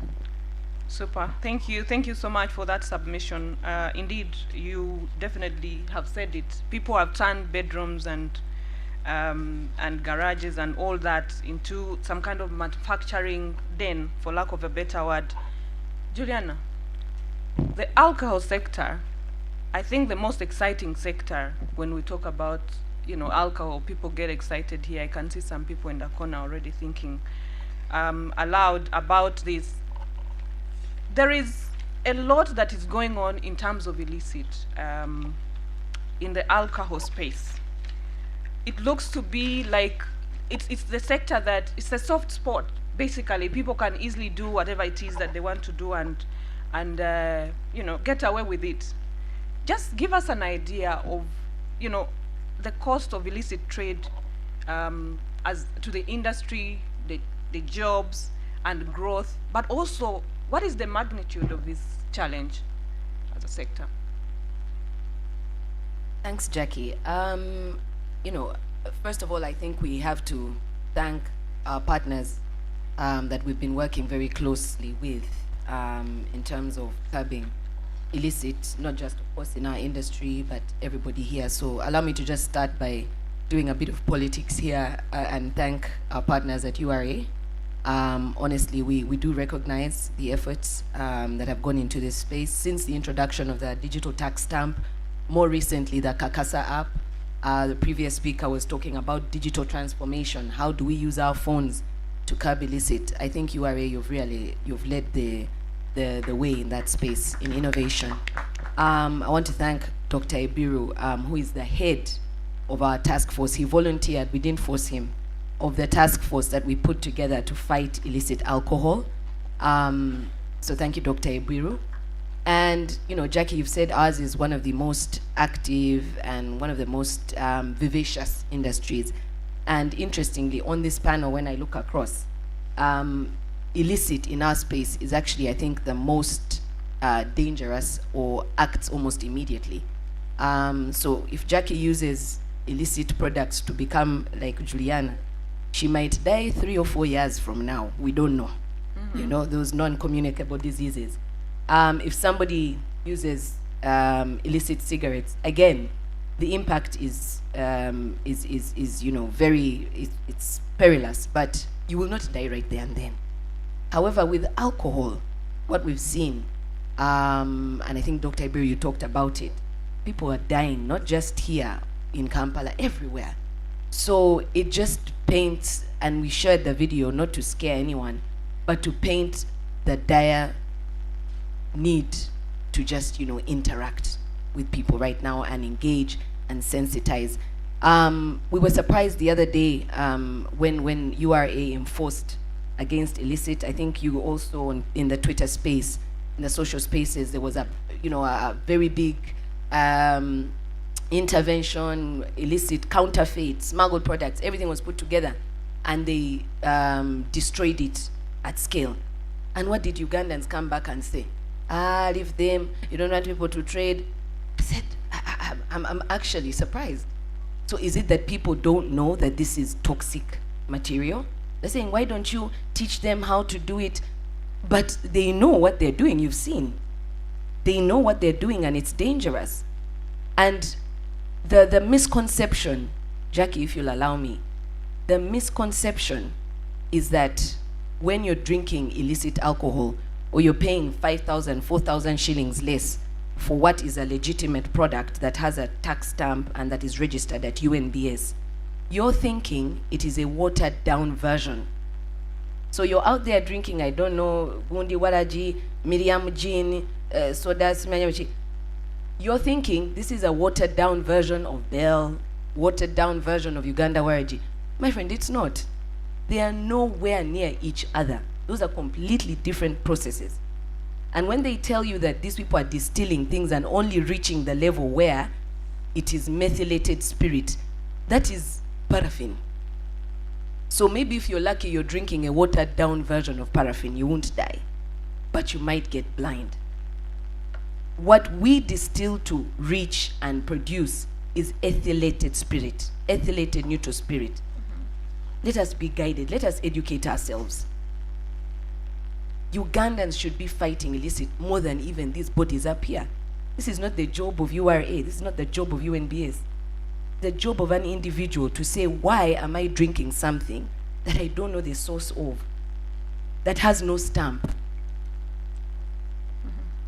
So our interventions over the last few years, and I think the minister demonstrated very clearly, is frustrated because no matter what interventions we do, it seems like we go back to the forced start. Illicit alcohol has grown at a rate of 9% every year for the last 5 years.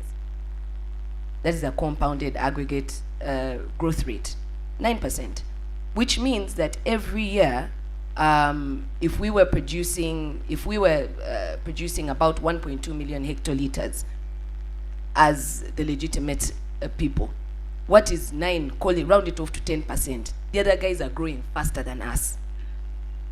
They're growing faster than us, unchecked.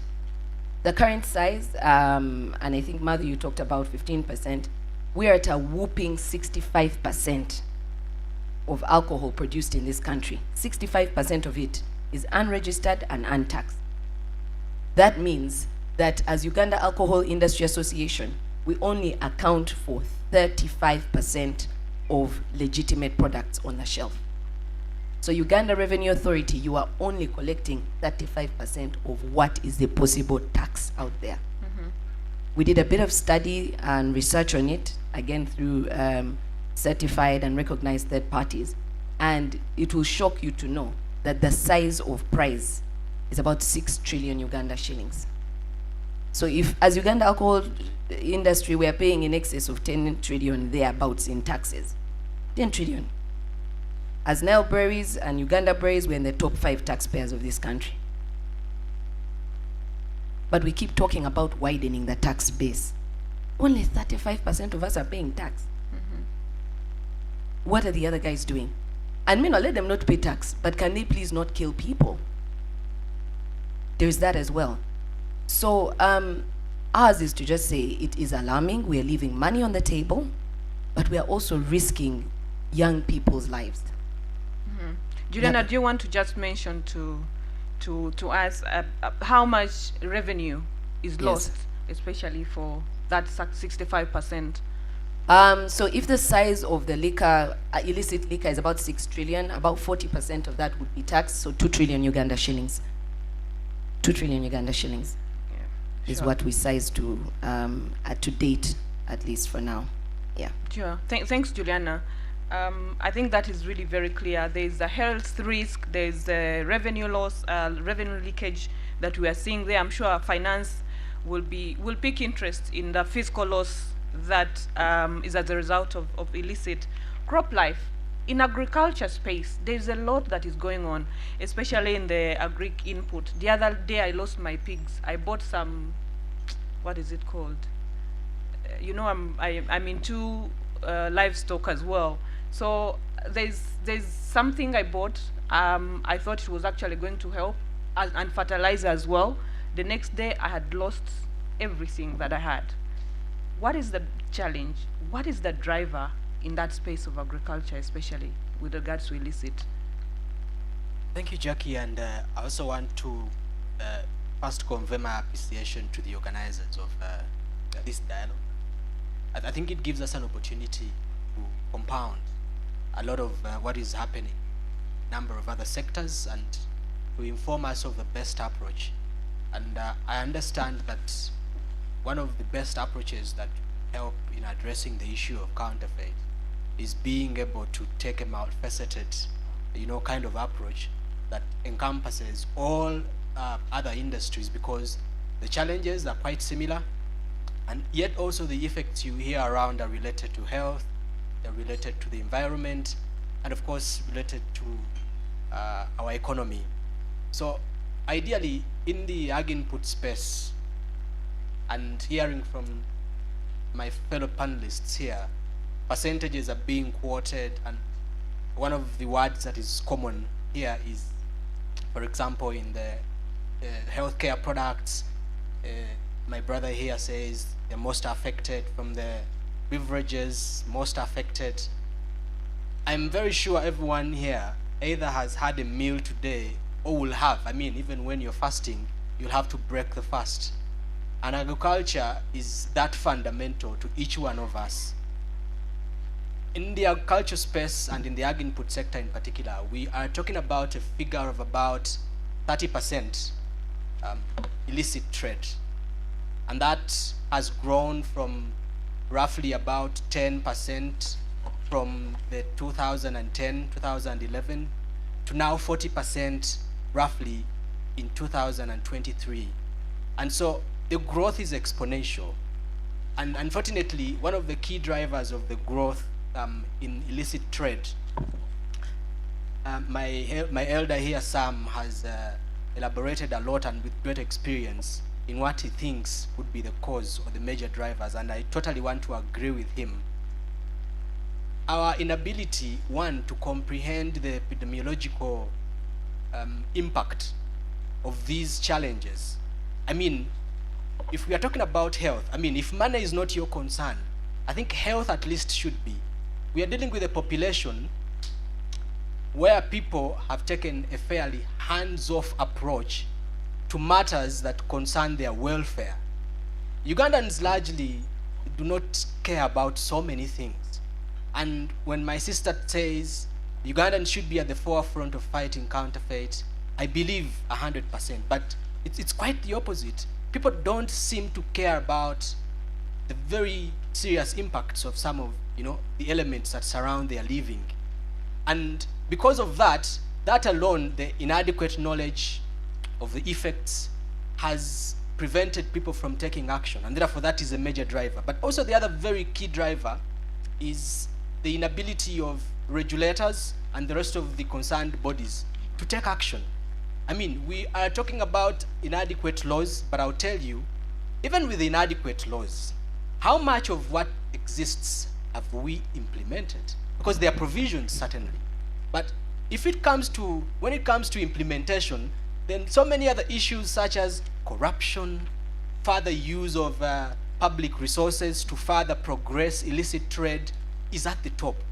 And this is that serious. So as we speak of dialoguing, and the minister here earlier was saying, look, I think we need to take more action, and the idea of we need to identify what causes illicit trade to flourish. I have had speakers speak about where illicit trade is taking place. People are saying it's in the backyard, it's in unregulated areas and so many other areas. For starters, that is information to me that we know where this is happening.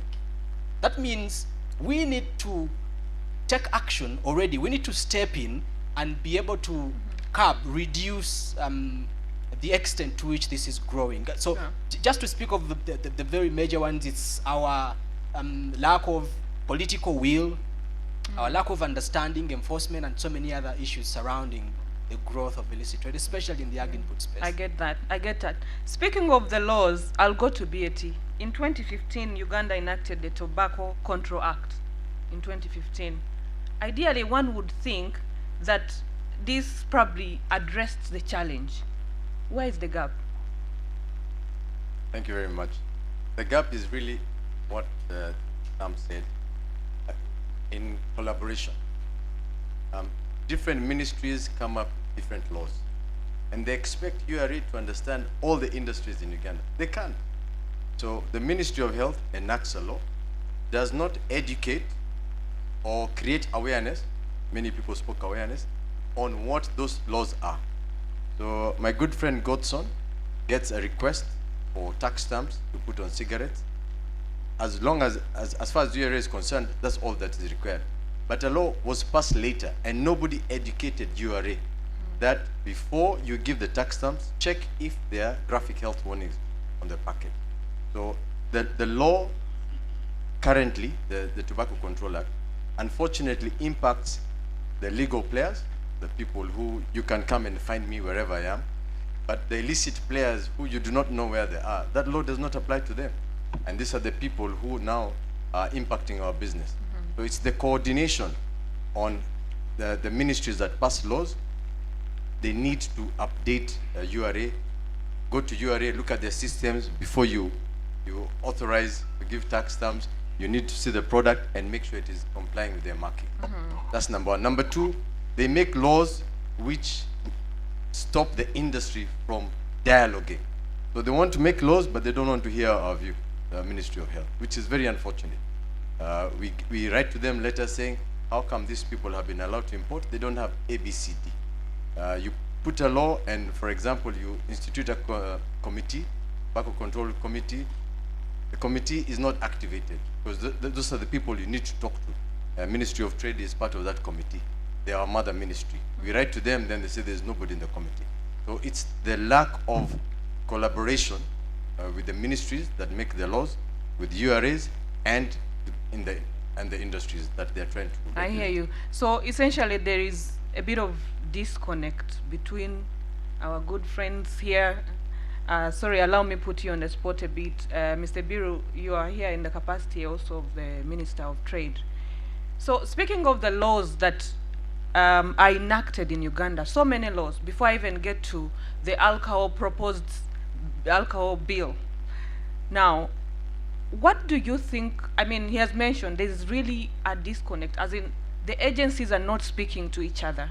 Do you think innovations, for example, putting in place systems, will work to say kind of automate your system? If there's a law, how do you expect URA to get to know how many people you have certified?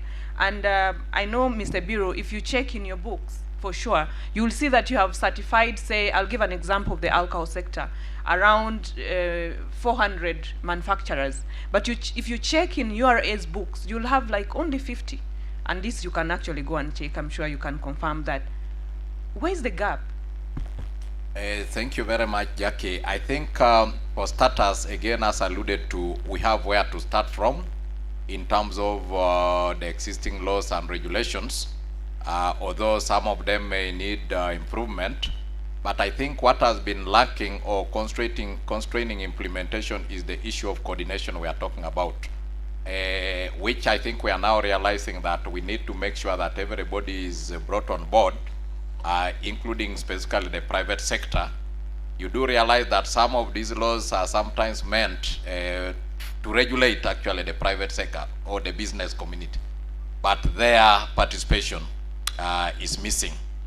That's why I was alluding to, for example, that the UNBS law, which gives it mandate to actually enforce, cannot be done in isolation without involving the private sector associations, for example.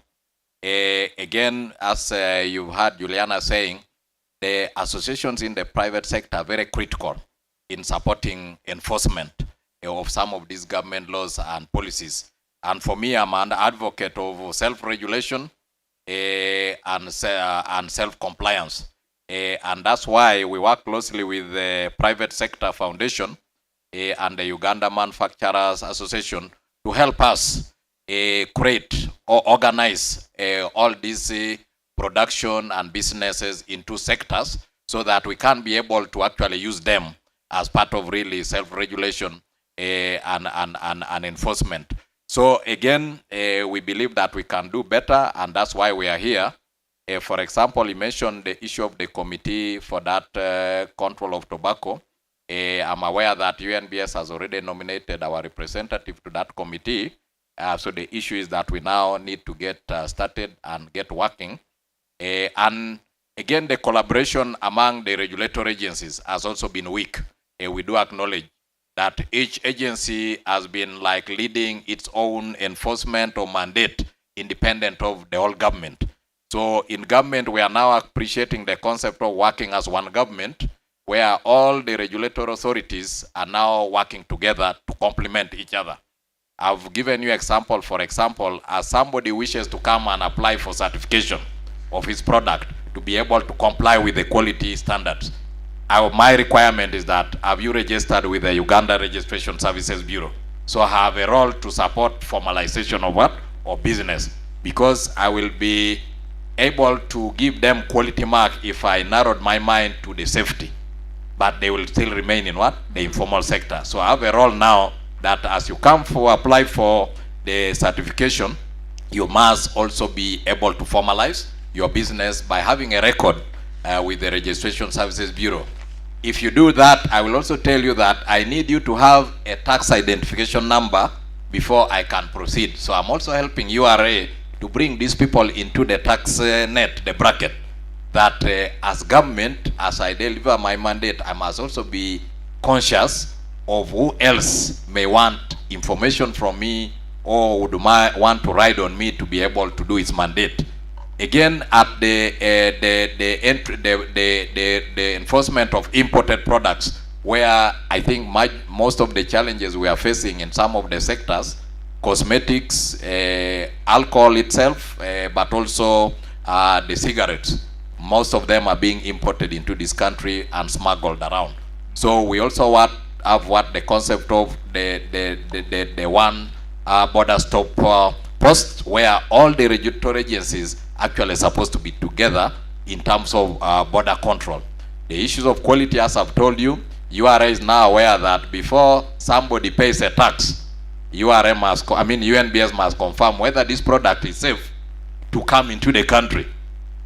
Whether it's fuel, all these tanks loading from Mombasa, petrol, diesel at the border, before we can allow them to proceed, as UNBS confirmed that the quality of this petrol and diesel and kerosene is actually safe. Pay tax after that and proceed. So we are now appreciating the power of synergies that unless we work as one government, these laws and policies cannot actually be implemented. But most importantly of recent, the role of the private sector in help government actually implement these regulations, which we have now appreciated. So we hope that from here going forward, we should be able to see a difference in the collaboration, in the synergies, and to be able to focus on this big elephant called the illicit or illegal trade. Yeah, thank you so much, David. Godson, you have seen the amounts of money that you're losing, and so you keep lamenting about not meeting your targets. What's your plan?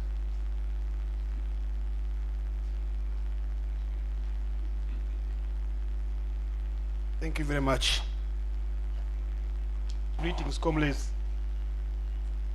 Let me take this opportunity to thank the organizers, the Private Sector Foundation, organizing this. Before we talk of the revenue lost, let us evaluate ourselves as a country and see where we are and where we were 10, 15, 20 years back. Are we progressing? First and foremost, let me thank my brother Sam for talking good about me when I'm still alive. Ladies and gentlemen, it's you and me to change this country. Where we are now, we are not fighting terrorists, we are fighting economic terrorism. If we are determined in this room, because all stakeholders are here, we can change this. Our beloved president moves day and night looking for the markets of our product. How shall we penetrate these markets where he goes? Comrades, what Sam was telling you 25 years ago, we young people then decided that we are going to work for this country to ensure that we are liberated economically. I'm happy and extremely happy that where we have changed. I'm sorry, your generation, which is coming after us, have come into a country where goods are there. There was a time when this country didn't have basic goods. Things were not there. What attracted these industries to come? It's because of the clear leadership. What can we do? We people who are on the stage. He's talking of the revenue lost in the tobacco industry. You talked about BAT of your days and my days. What changed? They shifted from Uganda. Now the industry is in Kenya. You know, these private sectors, for them, they smell money. When you harass them, they look where they can put their money. What can we do? Before I do that, let me tell you that substantially manage operations. Before you go to my commissioner and my commissioner general, the person who is in the kitchen today is Godson Mwesige. And I am still the other Godson, Mr. Watasa. What has changed is the size, but the form and content is still the same. I will never change. Today, when my commissioner was nominating me to come, our CG said, who is going there? Godson. Godson can even represent me. Little manager representing Commissioner General. I must thank him for the respect. But what is that he has seen into me that I can represent his big office? It's because of those good qualities. I'm not praising myself, but Mr. Watasa, thank you. I had even forgotten about that. How are we going to change this country? Let us say no to corruption in every sector. Let us say no to corruption. Private sector, if we don't support with the government regulators, if we don't support the private sector, we are doomed. That's where we get money. Let me tell you, members, all of us knew what happened during COVID. But Uganda was able to survive. Why? Because private sector had somehow stood up. There was the production in this country. Let me give you, figures don't lie. Figures don't what? Don't lie. A mere implementation of digital tax stamp and Kakasa has led to revenue correction of the alcohol industry, especially. Let me give an example, set of an example of Uganda breweries. In 2021, we collected 346 billion. But because of this mere change, in 2022, we collected 427 billion. And we clap for them. Let me go back to our brothers in the tobacco industry. Ladies and gentlemen, economics and politics move together, whether you like it or not. We never had a country called Southern Sudan. We never had that country. But when the country of Southern Sudan came into place, that market was not there even. I'm happy I've been in Northern Uganda for the last 12 years as manager enforcement operations until I was brought to Kampala. But let me tell you the dynamics of those countries.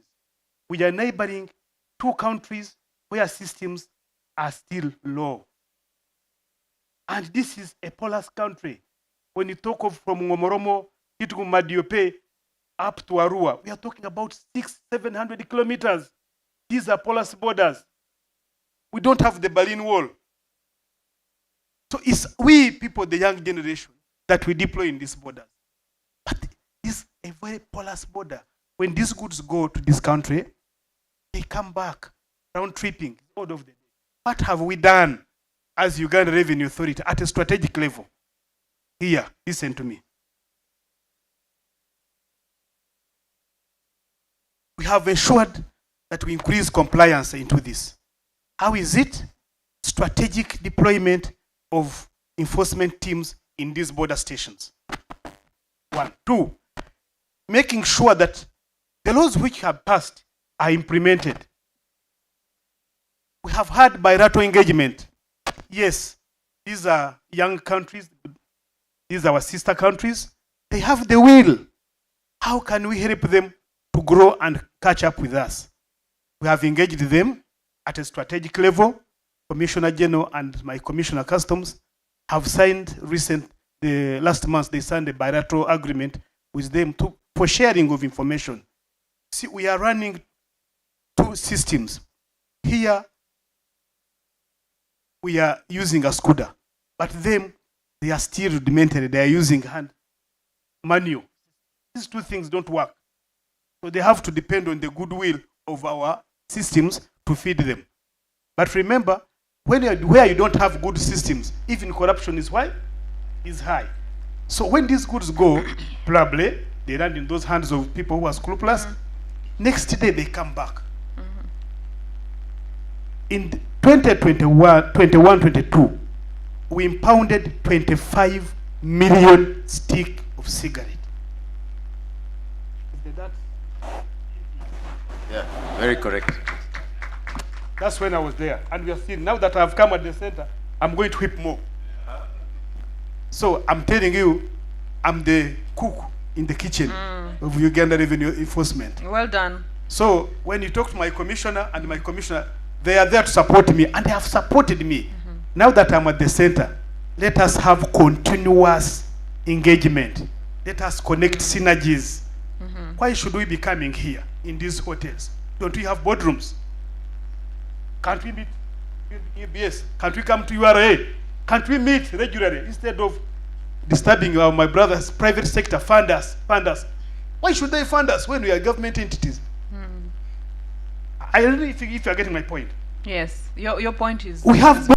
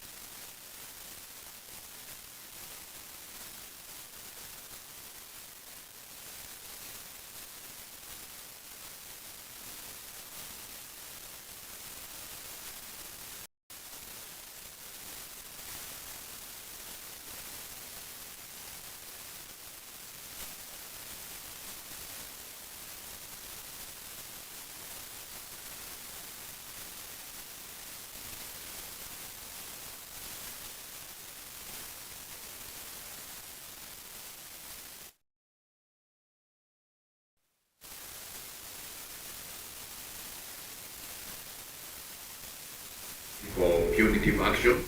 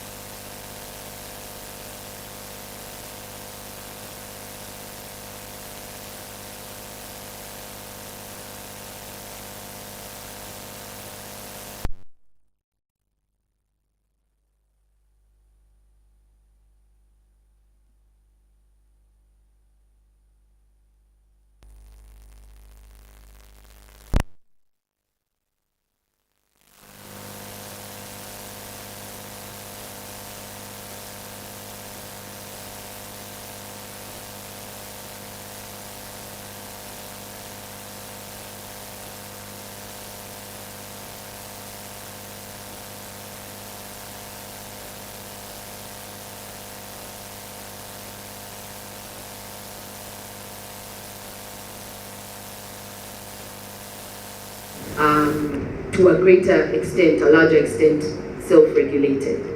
I mean, just to give you an example, for Uganda Breweries, which is an affiliate of another international company called Diageo, now Breweries is also affiliated to InBev internationally. These are companies that are listed on the London, New York Stock Exchange. There is no greater regulation than that. It's not possible. However, if we are going to discuss an alcohol bill, and alcohol must be regulated, has been, there was a 1960 Liquor Act, I think there's a Gule Act, which of course need modification and updating. However, where we find ourselves present time, my URA colleague has talked about it, what the Uganda then is not the Uganda now. We have a bigger threat in illicit and the informal sector. So that alcohol bill is, yes, been proposed in good stead and good faith. However, we believe as an alcohol industry association that the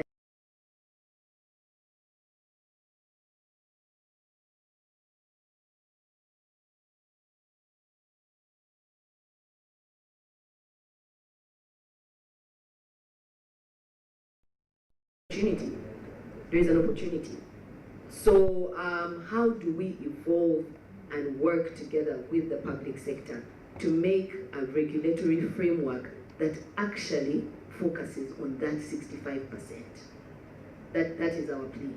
Sure, Juliana. Thank you so much. BAT, as we conclude, what is happening in the region? How can the vice be curbed, especially amid this whole porous borders and the varying tax regimes? Thank you, Jackie. So in terms of tax regimes, obviously, each country is at a different stage of development. So you will not be able to go and tell South Sudan, as Banagotto said, to have their tax regimes similar to Uganda. Because if I give tobacco as an example, their tax incidence in South Sudan is 18%. Uganda is 50%. Kenya is, I think, 40%, but off a higher base. So from a tax point of view, that would take long. I would think the things that needs to be sorted out are simple things like track and trace. So for example, if you go to Kenya, any product made by a cigarette manufacturer in Kenya has to include where that product is going to. So in our factory in Nairobi, the product that's coming in is said for sale in Uganda. So when Godson sees it, it's very clear it's coming here. So the one going to DRC, because we also make for DRC, then that issue does not arise. That product is not available to sell here. But you find that we have people who will make cigarettes in Uganda, they're made in Uganda, but for where? You do not know. So Godson is not even able to go and find out who that person is. That's number one. Number two, in terms of illicit trade, when I look at the statistics from, again, third-party research from my sister company in Kenya, the largest illicit product is the same one Godson confiscates all the time. And that product is made in South Sudan or is made in Uganda. So Uganda technically has become the hotbed of production of illicit products to the region, which is very unfortunate. Wow, that is quite unfortunate, I'm sure. And Mr. Biro, I think you have taken note of that. Now, coming to MOVIT, as we conclude, what are the emerging illicit trends, especially in that space of personal care? And what do you think are the actionable, what do you think can be done as we conclude real quick? Thank you. I think in the beauty and personal care space, we are seeing a lot of, again, the infringement of IP. Also, critically, the imports coming in and not really aligned to the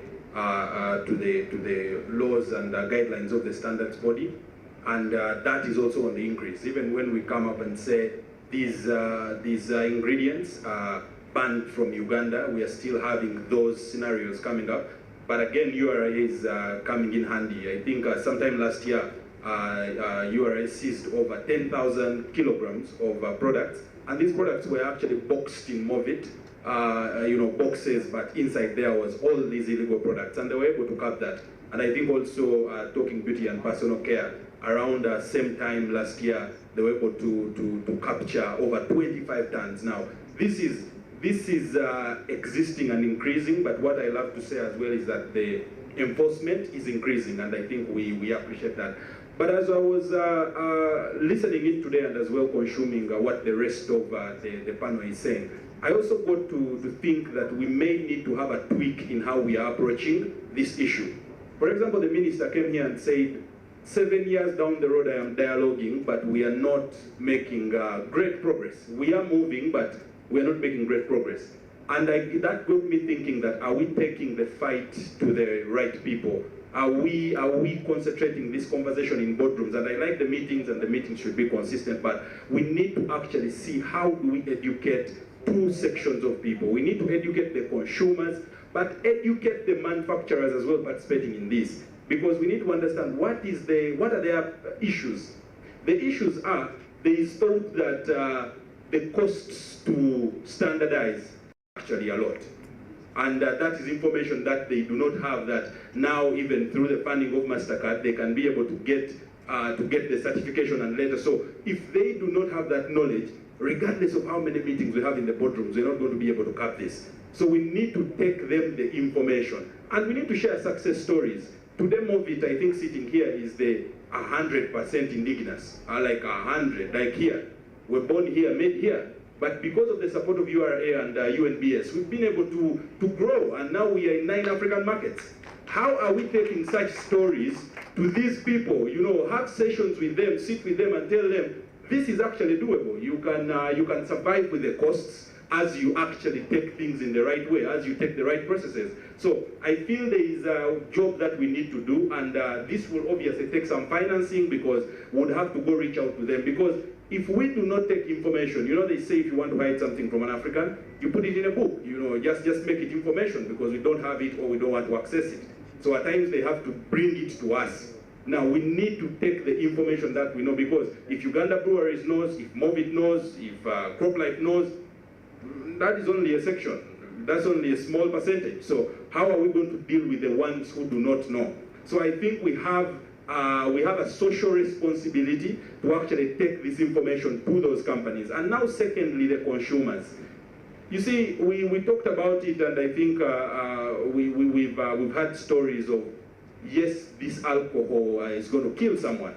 But again, tomorrow you find someone consuming that alcohol. So how are we going to educate the consumers as well? As we invest all this money in campaigns that you will see Movit on every TV station, probably, you know, we are sending out the message on the product. But I think also what we are taking up now is that we need to educate the consumers on the dangers. Let us continuously put the information out there. They'll pick it, because this is death. As we said, some is more immediate and another is long term. But we have seen the effects that happen to our very critical consumers, who are the ladies. And these are things that some of them are even going into hospitals. They don't understand what the problem is, but it's because you've been applying something wrong for a very long time.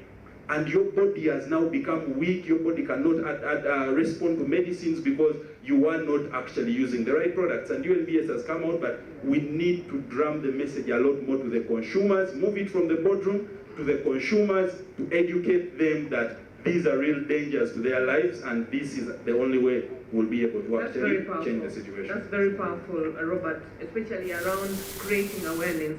And I think this is just the beginning of the long campaign that we are going to be having as a private sector in conjunction with the public sector. We need to drive awareness. People need to know that this is illicit, this is not legit. You find that some people actually are not aware of what they are consuming. They think it is okay or it is fine.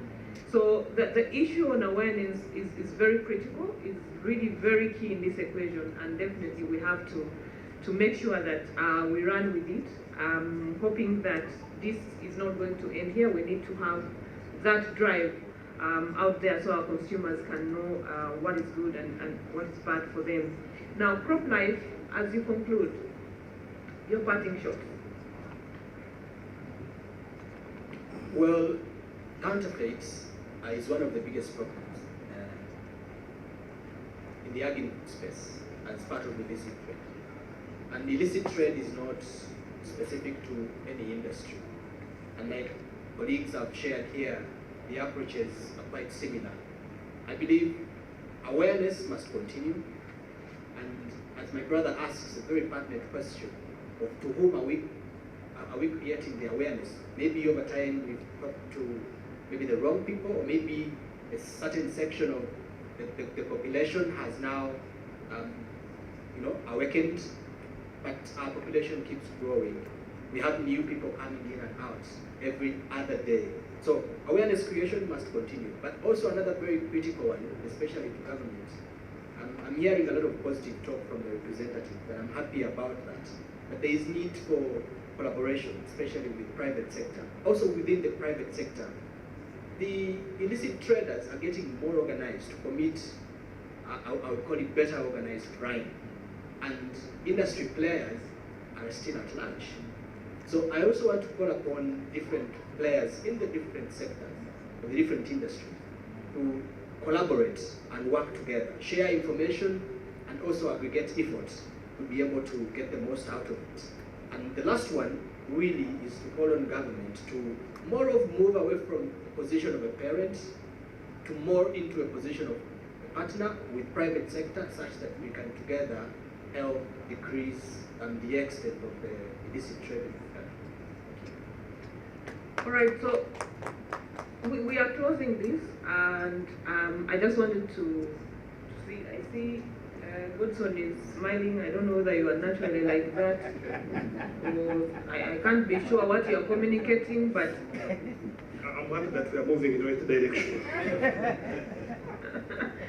all right, so Godson, your parting shots. We're going to pick a few questions, by the way, from the audience. Any question? For that matter, please hold on to the parting shot. Let's get into the questions, ladies. May I please have the team from Psfu, and we need the microphone, please. Yeah, we need these questions. Yeah. Okay. I'll start with Mr. Isa Sekito. Oh, sorry. Somebody has a microphone. You can go for it. Please go for it. Yes. Thank you. Bana CEO and your team from Psfu and the panelists. It's a pleasure to be in this gathering. I'm Dr. Rohinda Joseph.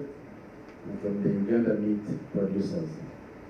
I'll specifically speak to my sector because there's a lot I would have talked about from what you said. We have, I don't know what Dr. Bill will do, but we have a big problem in terms of consumer protection, specifically from our meat products. I'm certain today on the menu for lunch there will be meat. I do not know where this meat has been bought from. If it's from the Ugandan market, then we pray for ourselves, because you all know what is there. The question of traceability. How can we work together? As the producers, I see my seniors over there, Dr. Kamkam, Mr. Mjuzi, and Godson himself is my small client somewhere, also trying to produce a few cows. But where can we take this meat sector to another level through a national traceability system? Because without that, I don't see how we are going to penetrate the large economic markets that we have around us. Let me move to someone else. Thank you. Yeah, thank you. Mr. Biro, I hope you've captured that. Thank you very much. My name is Isa Sechito. I am a trader, I am a farmer, and now I've just confessed to Dr. Bill that I'm a manufacturer in Mukono there, and I was harassing him to conclude my Q mark that I applied for since November last year, and I've just ordered the office to pay a final payment here online, and I assure you that before you reach, the bath will be home, and I hope I will get out of this. No, I was an importer, and therefore I don't want to go into the people issues. I only have two very big challenges. I have listened, and possibly this, one of them, is good that I'm sitting near to the Minister of Finance, who are the regulators of Uganda Revenue Authority. Harmonization of tariff and non-tariff barriers. When you talk about illicit trade, with the perspective from Casita traders, is a very huge challenge. As we speak, the courts of law and the anti-corruption court is busy prosecuting traders in the mobile telephone industry. and they are being taken to Rizira, as well as forcing a forfeiture, because it is illegal to smuggle. Therefore, you are either imprisoned or you forfeit, or both. But now the challenge to the Ministry of Finance is we have not harmonized on the taxes for the mobile phones industry. Uganda is at 35, Kenya, Rwanda, and others at 0. Tell me the magic that is going to stop the younger people from flying from Dubai and China to Kenya and find the ways of how they will smuggle the mobile telephones to the streets in Kampala. If you didn't know, 80% of the mobile telephones you have in Kampala are smuggled. And I stated with that fear of favor, and nobody can dispute this because they are smuggled phones. And it is because of policy. You go to Rwanda, 0. Stay for 3 days, you start to flow them to Kampala through any dubious means. What is it that is preventing East Africans from harmonizing on this? Can we magically stop smuggling of this such a product when the avenue is right? It's a big challenge. Items like, usually items like hardware, you pay 150 million approximately to get a container of hardware on the street of Kampala offloaded. In Kenya, you pay 50 million. 3 times as much. Ladies and gentlemen, who is this stupid trader who can take to Kenya and start flowing it slowly to Kampala and benefit from the difference of 100 million? This is a very big pointer that anybody would risk taking anything, including facing the gun, if the difference of the tax rate on very important items like second-hand items, hardware, mobile telephones, to mention but a few. What I am arguing the Ministry of Finance and the Uganda National Bureau of Standards. The other one is a tariff issue. There are non-tariff barriers. We harmonize here, but you are not allowing us entry to one of the member state countries. How do you expect me? You took me to the East African community because I want to enjoy the large market. Thank you. Now you are not facilitating me to deliver to anybody down in Morogoro. What will I do? The solution will be illicit trade.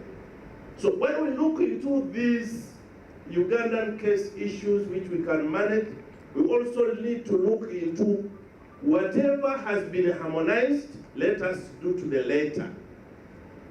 Whatever is not yet harmonized and is sensitive, can we please be helped by the public sector to harmonize so that we reduce the chances and the temptations for the smuggling grounds. So the list of items is big, and that is why finally I say, if you go to Kampala streets today, ladies and gentlemen, spaces for rent in most of the shops is up, and people are trading in Rupert cargo. Rwanda, Kenya, Burundi, South Sudan, and others have migrated, and many traders are now going there because the tax rates are low. And it is the onus of the Ministry of Finance, the Revenue Authority, and the private sector to harmonize so that we play within the region as we agreed to play fairly.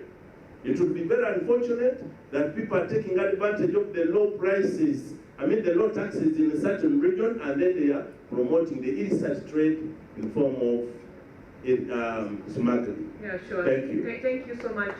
The point on harmonization has been landed, I'm sure, and the ED will definitely take that up. Real quick, please, if you have the mic, just take a minute to ask your question so we proceed.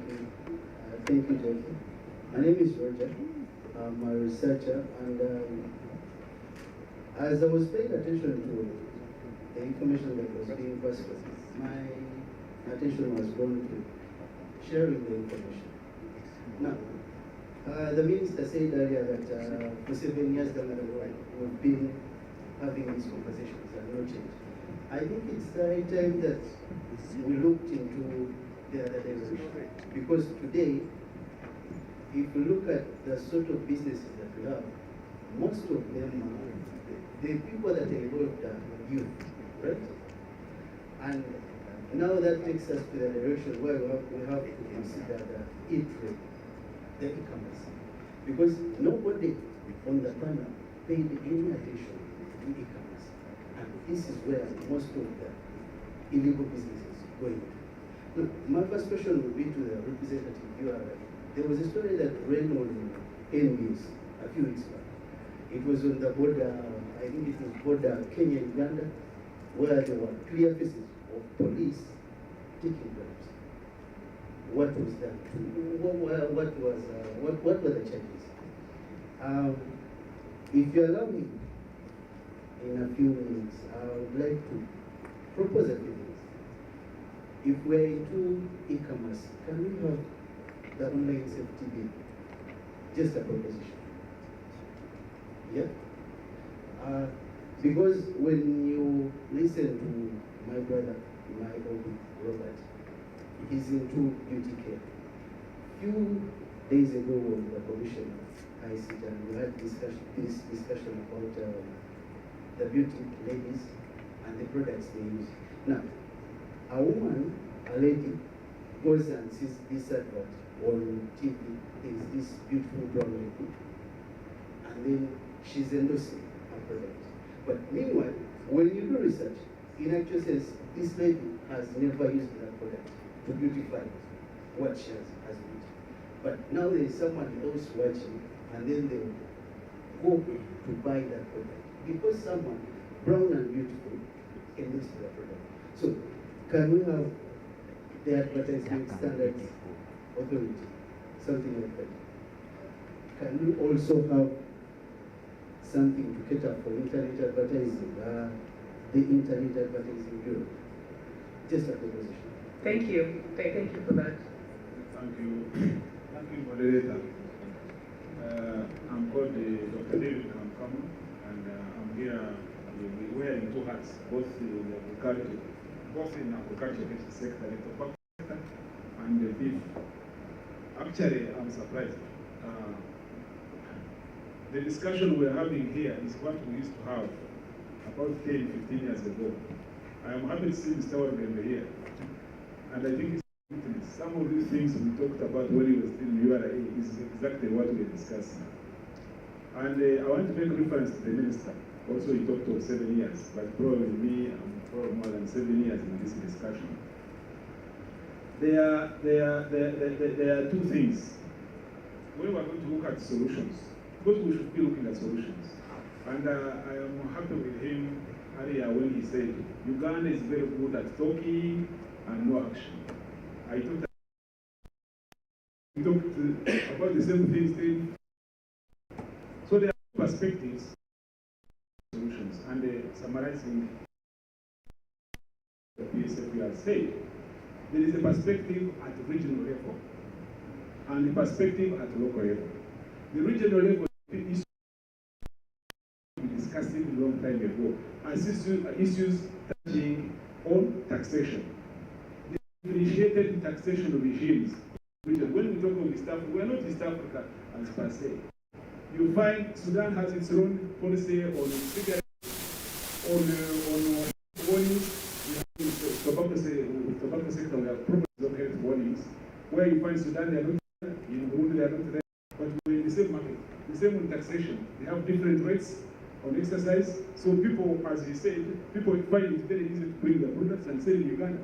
And they will do that. They will continue doing it for the next 10, 20 years. We will not stop them.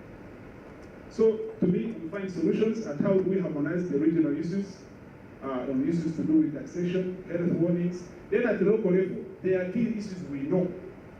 The Ministry of Finance has a tendency of raising tax every year because they are looking at revenue. That will not solve the problem of taxation, of illicit trade. So me, my problem, and the figures have been very clear from morning. We lose then 16 trillion Uganda shilling in alcohol. That can repair about, I don't know how many roads. We lose about 50, 60 billion in tobacco, as you mentioned. So if we can in some areas, I will mention them, then we'll solve the issue of revenue for URA. Sure. So we need to address the issue of taxation, harmonizing both regional and local. Secondly, enforcement. We have a very weak enforcement mechanism. I am happy Godson is trying, but he's still probably at 15%. In our case, we recently had a case in Ibanda. To know the extent of this illicit, someone with a very nice house, very mansion in Ibanda, in Ibanda district, producing tobacco products, super much, with modern machinery. And I think you are aware of this case. When we reported the case to URA with the enforcement officers, they came, arrested the guys, took them to police. They spent 2 days up to now. The guys, the owner of the business, located them. We don't know where he took the machines. He must be now operating from Arua or somewhere else. And nobody's following up. We are the one who provided the information. And nothing happens. Enforcement, very weak. And follow-ups. There are photos here of the factory in Ibanda in someone's home. Modern machinery producing super much. That is one. Oh, I thought that was the second one. The so second one. In closing. Yes, the third one is corruption at the borders. Someone brings a container with URA stamps. And even you wonder where they get URA stamps. They are cleared at the border, but it is illicit trade. And they go as if they are going to Sudan, they dump them inside. They bribe their way up to Sudan and bring them back. So corruption. Lastly, what I'm saying, the solution is that we must all focus investments in 3 broad areas. One is what he mentioned.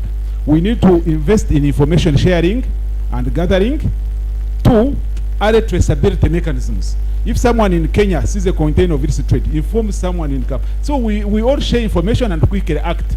And lastly, government should not raise taxes every year. I'm sure that now they must be sitting somewhere brainstorming on how to raise taxes on tobacco. Tobacco and breweries are the first victims.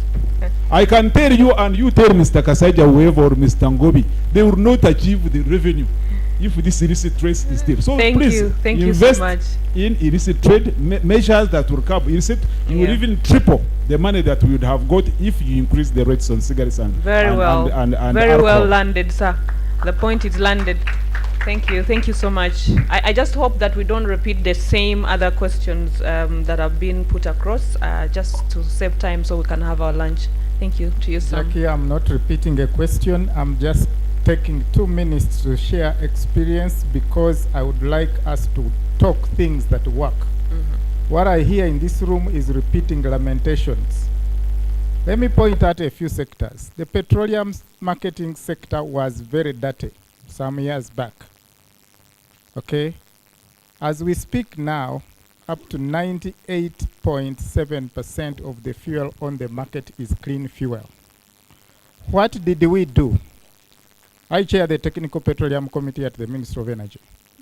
We had to restructure the biodosing program in a way that made it work. Where did it start? It started from the fuel marketing companies that were concerned about smuggled fuel. When I said this coordination must start from the private sector, I have very long-term experience in this. We set up an anti-counterfeit task force at the Ministry of Trade some years back. I informed the then permanent secretary it will not work, and he asked me why. Because when you set up a system like that in government, it must have a budget line. Without a budget line, it's dead on arrival. Collaboration between UNBS and URA on standards. 20 years ago, these 2 bodies never talked to each other. One was concerned with tax collection, one was concerned with standards. It took us almost 3 to 4 years of active engagement as a consumer protection association to get to URA to acknowledge that when you tax goods that are substandard, actually you are killing people. So this collaboration was not driven by URA and UNBS, but by us and private sector. Now, I'm pointing at those that failed and those that succeeded for us to see where we can go. What has not surfaced in this room today is decentralization. What does decentralization mean for enforcement of laws? The trade license was a regulatory instrument for trade in this country. It was reformed into a revenue generation instrument, but at the same time, government decentralized, loaded more roles on local governments with less revenue. So it turned into a revenue generation. I can tell you that if we did target the trading license as an enforcement mechanism for anti-illicit trade, we would succeed. How? If you had identified a retailer or a wholesaler where there are illicit goods, withdraw the license. The license is already in place. Why don't we just look for the small actions that we can take as private sector to make this work? This whole discussion to say agents, this, agents, that of government, I tell you, will talk until you bury me. I started talking anti-illicit trade, counterfeits, consumer protection before I grew gray hair. Mr. Enyimu is still around. I'll give you an example. Grain Council put the PSST on pressure about grain. I attended that first meeting and I kept quiet until the end because the solution lies in an already existing standard. We had to shift this. As I speak now, we have an implementation framework already. All the activities are mapped up between UNBS and Ministry of Agriculture to enforce that standard. So we are talking about things for which there are laws. My brother who is talking about meat, look at the Public Health Act. It defines exactly how meat should be transported. But what do we see? People are putting meat in the open, on bicycles, on borders. Nobody's enforcing it. The way we carry cows from Barara to meat packers here is already illegal under the law. Target the small things that can be done, and nobody is going to do them, because if I'm implementing a certain law in government, I must have a budget.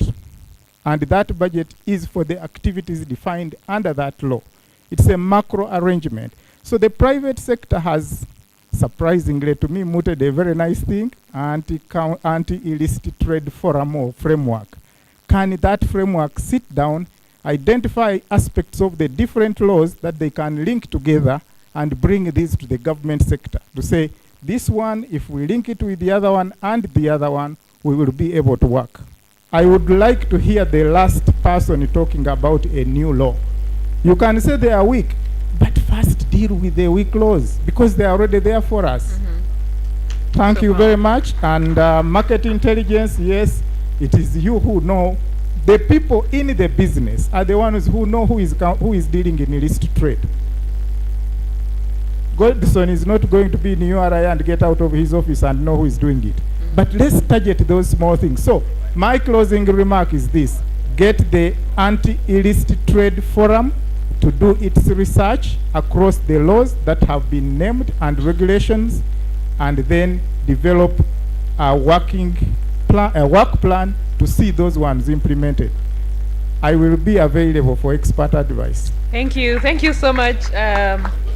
Thank you so much, Sam. I mean, for us, first of all, we are so lucky that you have supported us to put together the position paper, and all those actionable, wonderful submissions, I'm sure are going to be incorporated in the document that we're sharing with the ministry and the policymakers. I really beg to move that we close this real quick, but before we do that, the questions that came through about traceability, Mr. Biru, perhaps you'll talk about that, the harmonization aspect.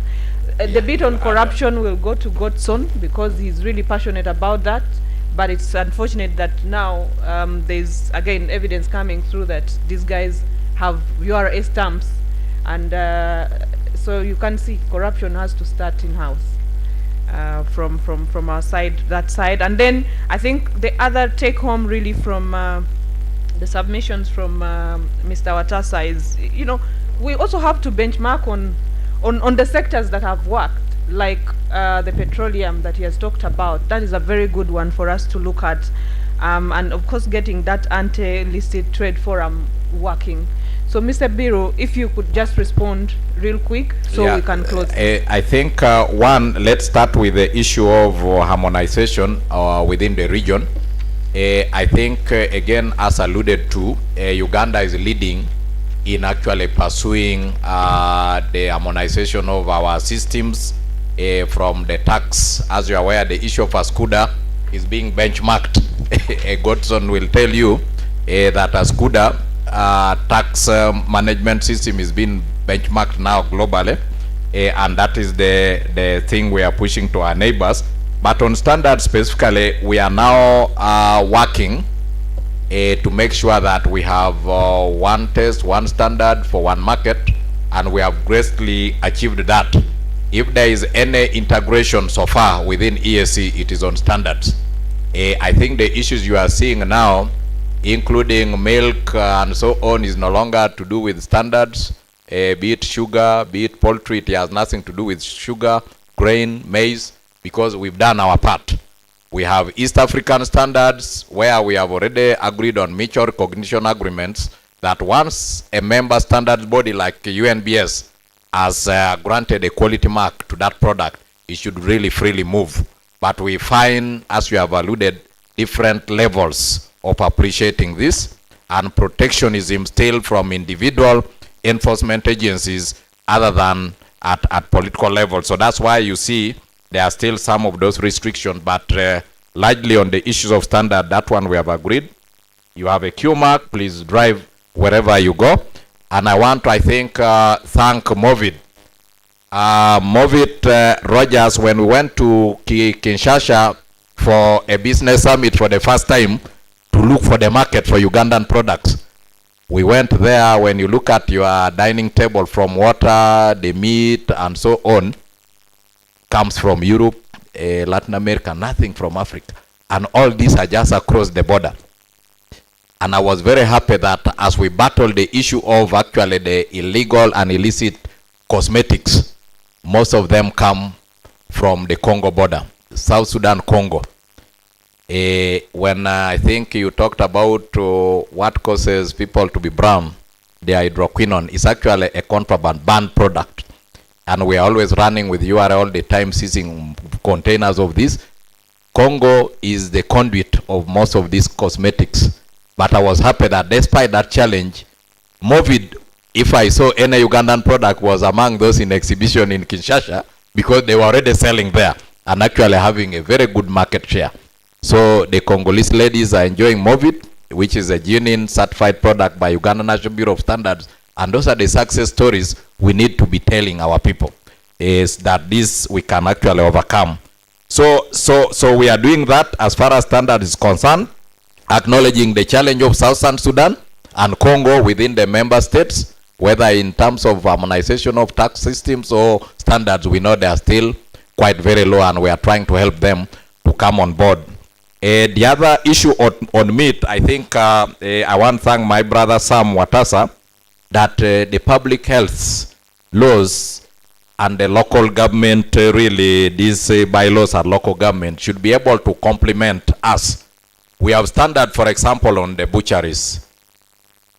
What should a butcher have to sell meat? You should have a glass to protect it from external dust and so on.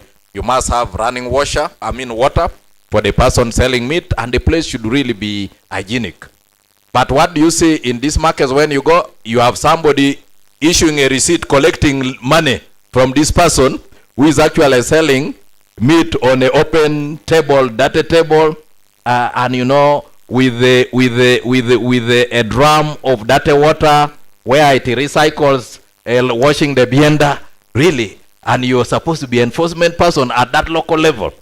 So if you are going to wait for UNBS to come to all these butchers in your localities, really, to make sure that the butcher man is in a secure environment where you don't have dust, and now rain has come, water are splashing all over the place, really we need to do our part, and that's why for us at UNBS, we're actually promoting self-regulation at individual level. Know what is good for yourself, and again, that should be what you should sell to the what? To the public. So once that awareness starts from us, the individuals, then I think we can be able to go a long way.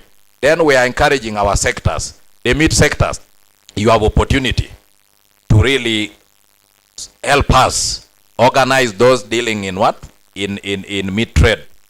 How do we, for example, we have agreed that there are some systems we have put in the abattoir, that all cows, for example, for Kampala, should be slaughtered in from the abattoir and then distributed through a mechanism that should be agreed in the closed vehicle, for example, cold chain vehicles to supermarkets, and when they reach there, you also put them in what? In glass and cold systems.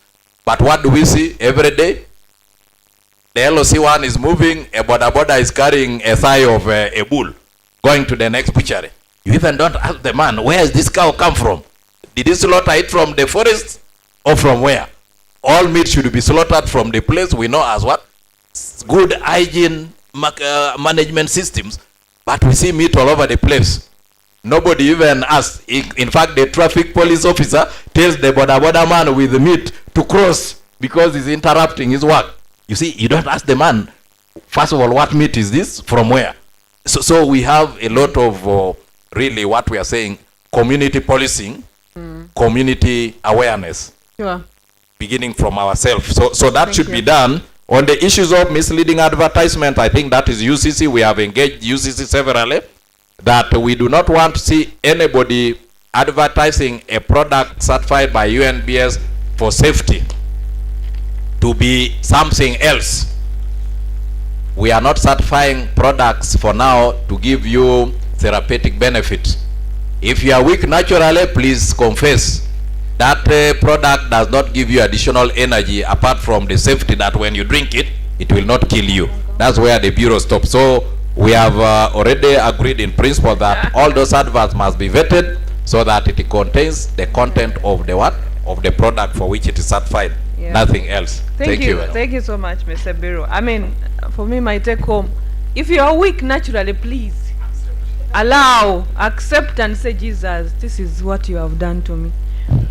Anyways, Godson, we have 1 minute for you to close, and then we will have the closing remarks. And thank you very much. I will start with my brother Issa Sekito on the harmonization of values. I think, I don't know if Mr. Sekito sometimes sits on our board of URA. I'm happy to note and tell you that starting this morning, URA has reviewed the values of these phones. You can quote me, you can even go to our customs centers. These values were reviewed downwards, starting this morning, together with footwear. So those people used to go to China and bring these shoes, and then Congolese would come and buy from us. Send this message, Mr. Sisa Secretary, to your colleagues, that Uganda Revenue Authority has reviewed the values downwards, starting today. That's a good one. And quote me. Godson. Secondly, my brother Rogers, you talked about police at Busia taking bribes. Uganda Revenue Authority has police and UPDF attached to us. But I can assure you, we have zero tolerance to corruption in Uganda Revenue Authority. How I wish if that police officer who was photographed can be identified. If he's linked to us, can assure you we are going to prosecute him. Thank Prostitution is the order of the day for the corrupt officers in the Uganda Revenue Authority. Thank you. On Dr. Kamkama's issue of the weak enforcement, true, the staff we have come from Ugandans. We don't have Indians within our midst. So we have to continuously phase out those who are weak and bring those who are strong. How I wish that information never came to me. And I don't know if he passed it over to my commissioner or assistant commissioner. If it was, maybe the person whom he delegated to handled it badly. But I can assure you, outside this, bring it to me. I will take it to him and we shall handle. As if he was released in courts of law, that is a bail. It was police bond, and then the person who stood him surety will be answerable. I submit. Thank you. Hey, thank you so much, ladies and gentlemen. Unless someone is really itching to say something, otherwise, allow me close the panel. Just maybe before you close, my shorting parts really is that as a government, to fight and focus on this vice of illicit trade, we need to give some incentives. And I think on the standard side, we have said that the first thing is for you to come out and register with us to get your product certified. And then we'll discuss the issue of costs after you've come out. So that is very critical. I want to again agree with Robert Moby that the issue of information is very key. We need to be able to publicize some of these incentives we give to these businesses, including taxes and also other interventions, including funding. But most importantly, let's work together and deny these people the market. They should have no space to operate, and that's why enforcement must be strengthened. We are committed to ourselves for joint enforcement together with the private sector so that we deny these people opportunity of having market for their products. I submit. Thank you so much, Mr. Biru, and thanks for all the support always and for coming through for private sector every time we reach out. Thank you so much, Godson. Please send our regards to the Commissioner General and the entire team, as well as the customs team. We appreciate the good work that you're doing there. To Crop Life, you've been a great panelist. We appreciate you so much, and please be on the ground, get the information together with the team that you work with to ensure that we furnish the agencies with information, the relevant intelligence information. As for Movit, good job you guys are doing across the borders. We really appreciate you. Thanks for amplifying the Bubu agenda. We appreciate that. And of course, to the alcohol sector, we can't thank you enough. You always engaging, and we do hope that as government is considering the alcohol bill, they will, be a bit fair, not again to kind of cripple the sector, for lack of a better word. As for BAT, I mean, for you, the 2015 thing, I don't know. I really hope that it can, that act can probably also help to try and curb illicit. But the conversation will continue. We thank you so much, the panel. A big round of applause to our panel. And a big round of applause to the moderator who has stood for 1.5 hours. And I'm a lady who has been standing all this time. Next time, please, organizers, be considerate. This is not inclusive. I can't stand for all this time, but that shows that I have stamina. I can go for hours. I am strong. I thank you. Not at all. I am naturally okay. And therefore, we're going to have our final remarks from Mr. Issa Sekito. As the panel comes down. Thank you so much, Mr. MD BAT. Thanks for the support. Juliana, asante sana. Thank you so much, team.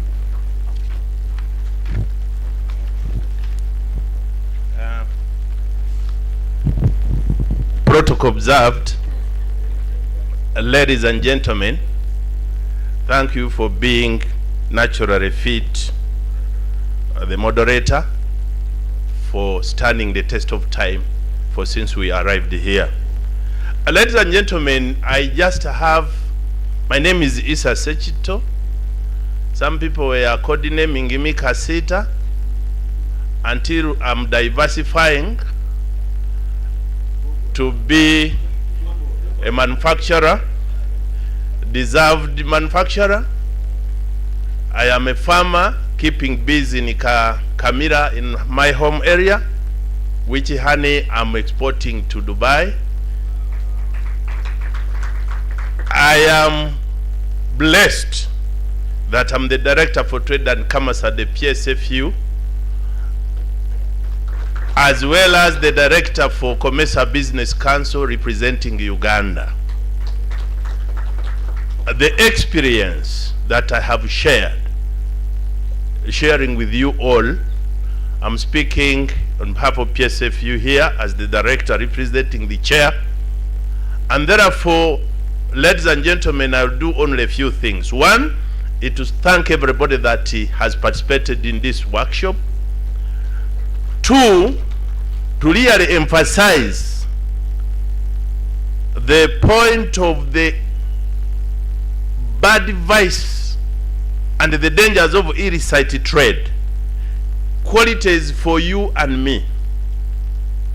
And therefore, because of counterfeiting, because of parallel imports, because of smuggling, because of undeclared products on the market, the pirated products, all these are vices to do with illicit trade.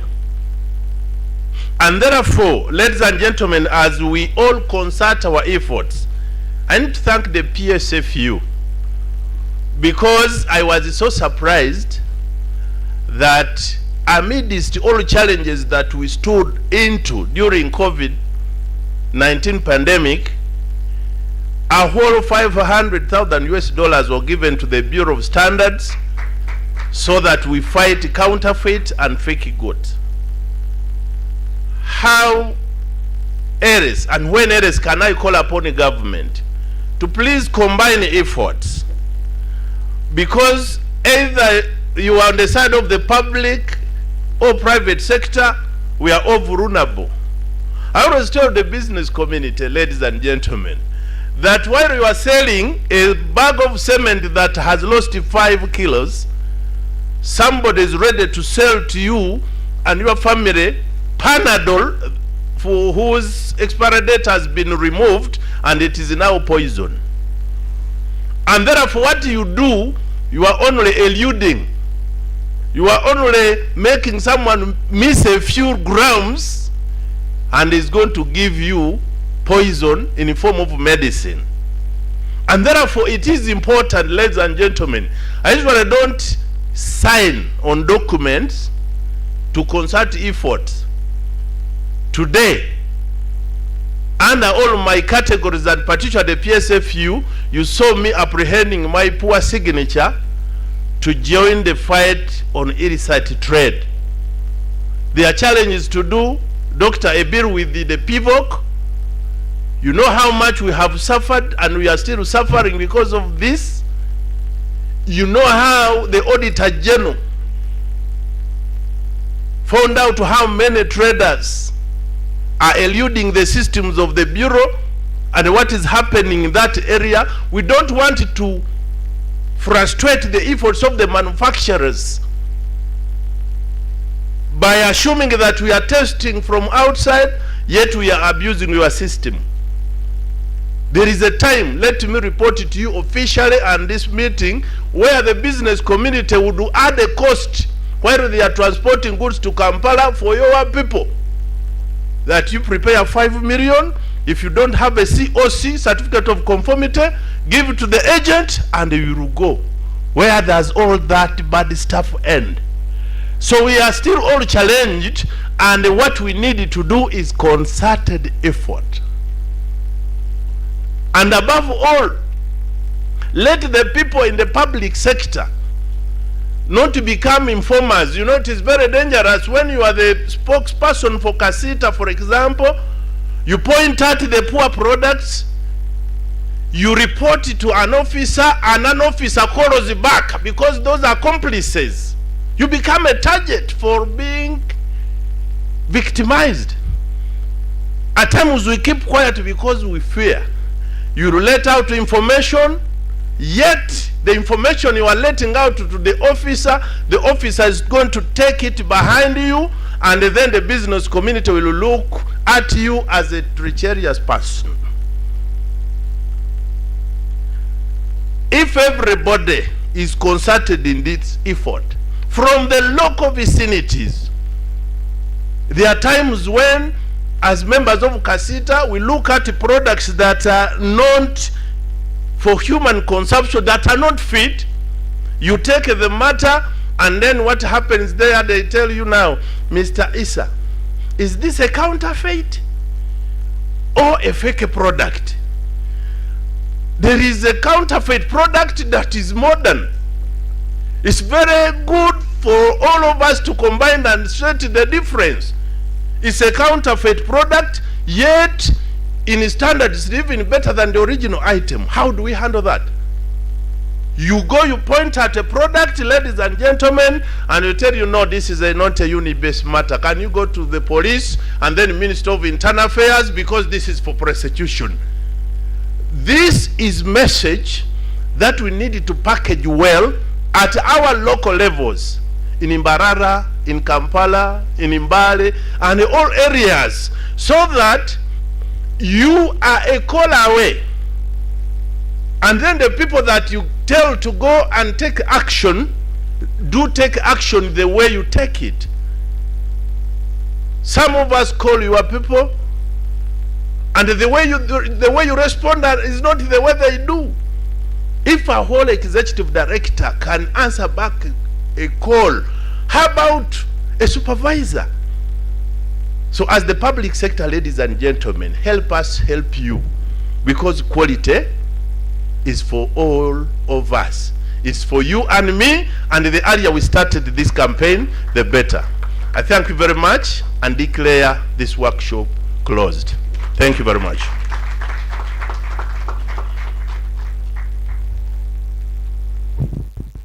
All right, thank you so much, Mr. Issa.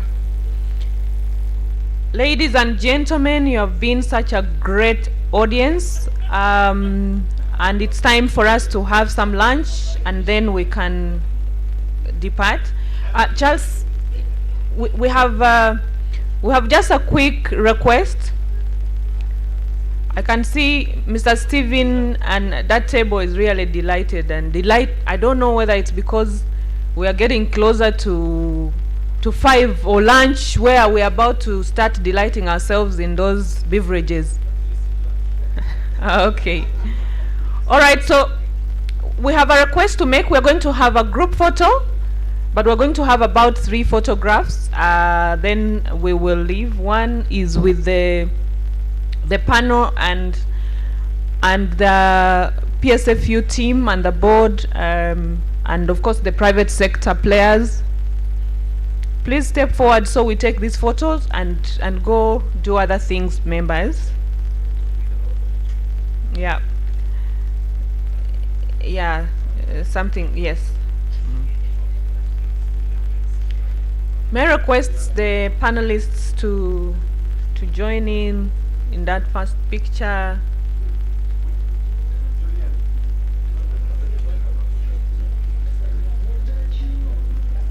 Our panelists, let me have that photo, then we'll have another photograph.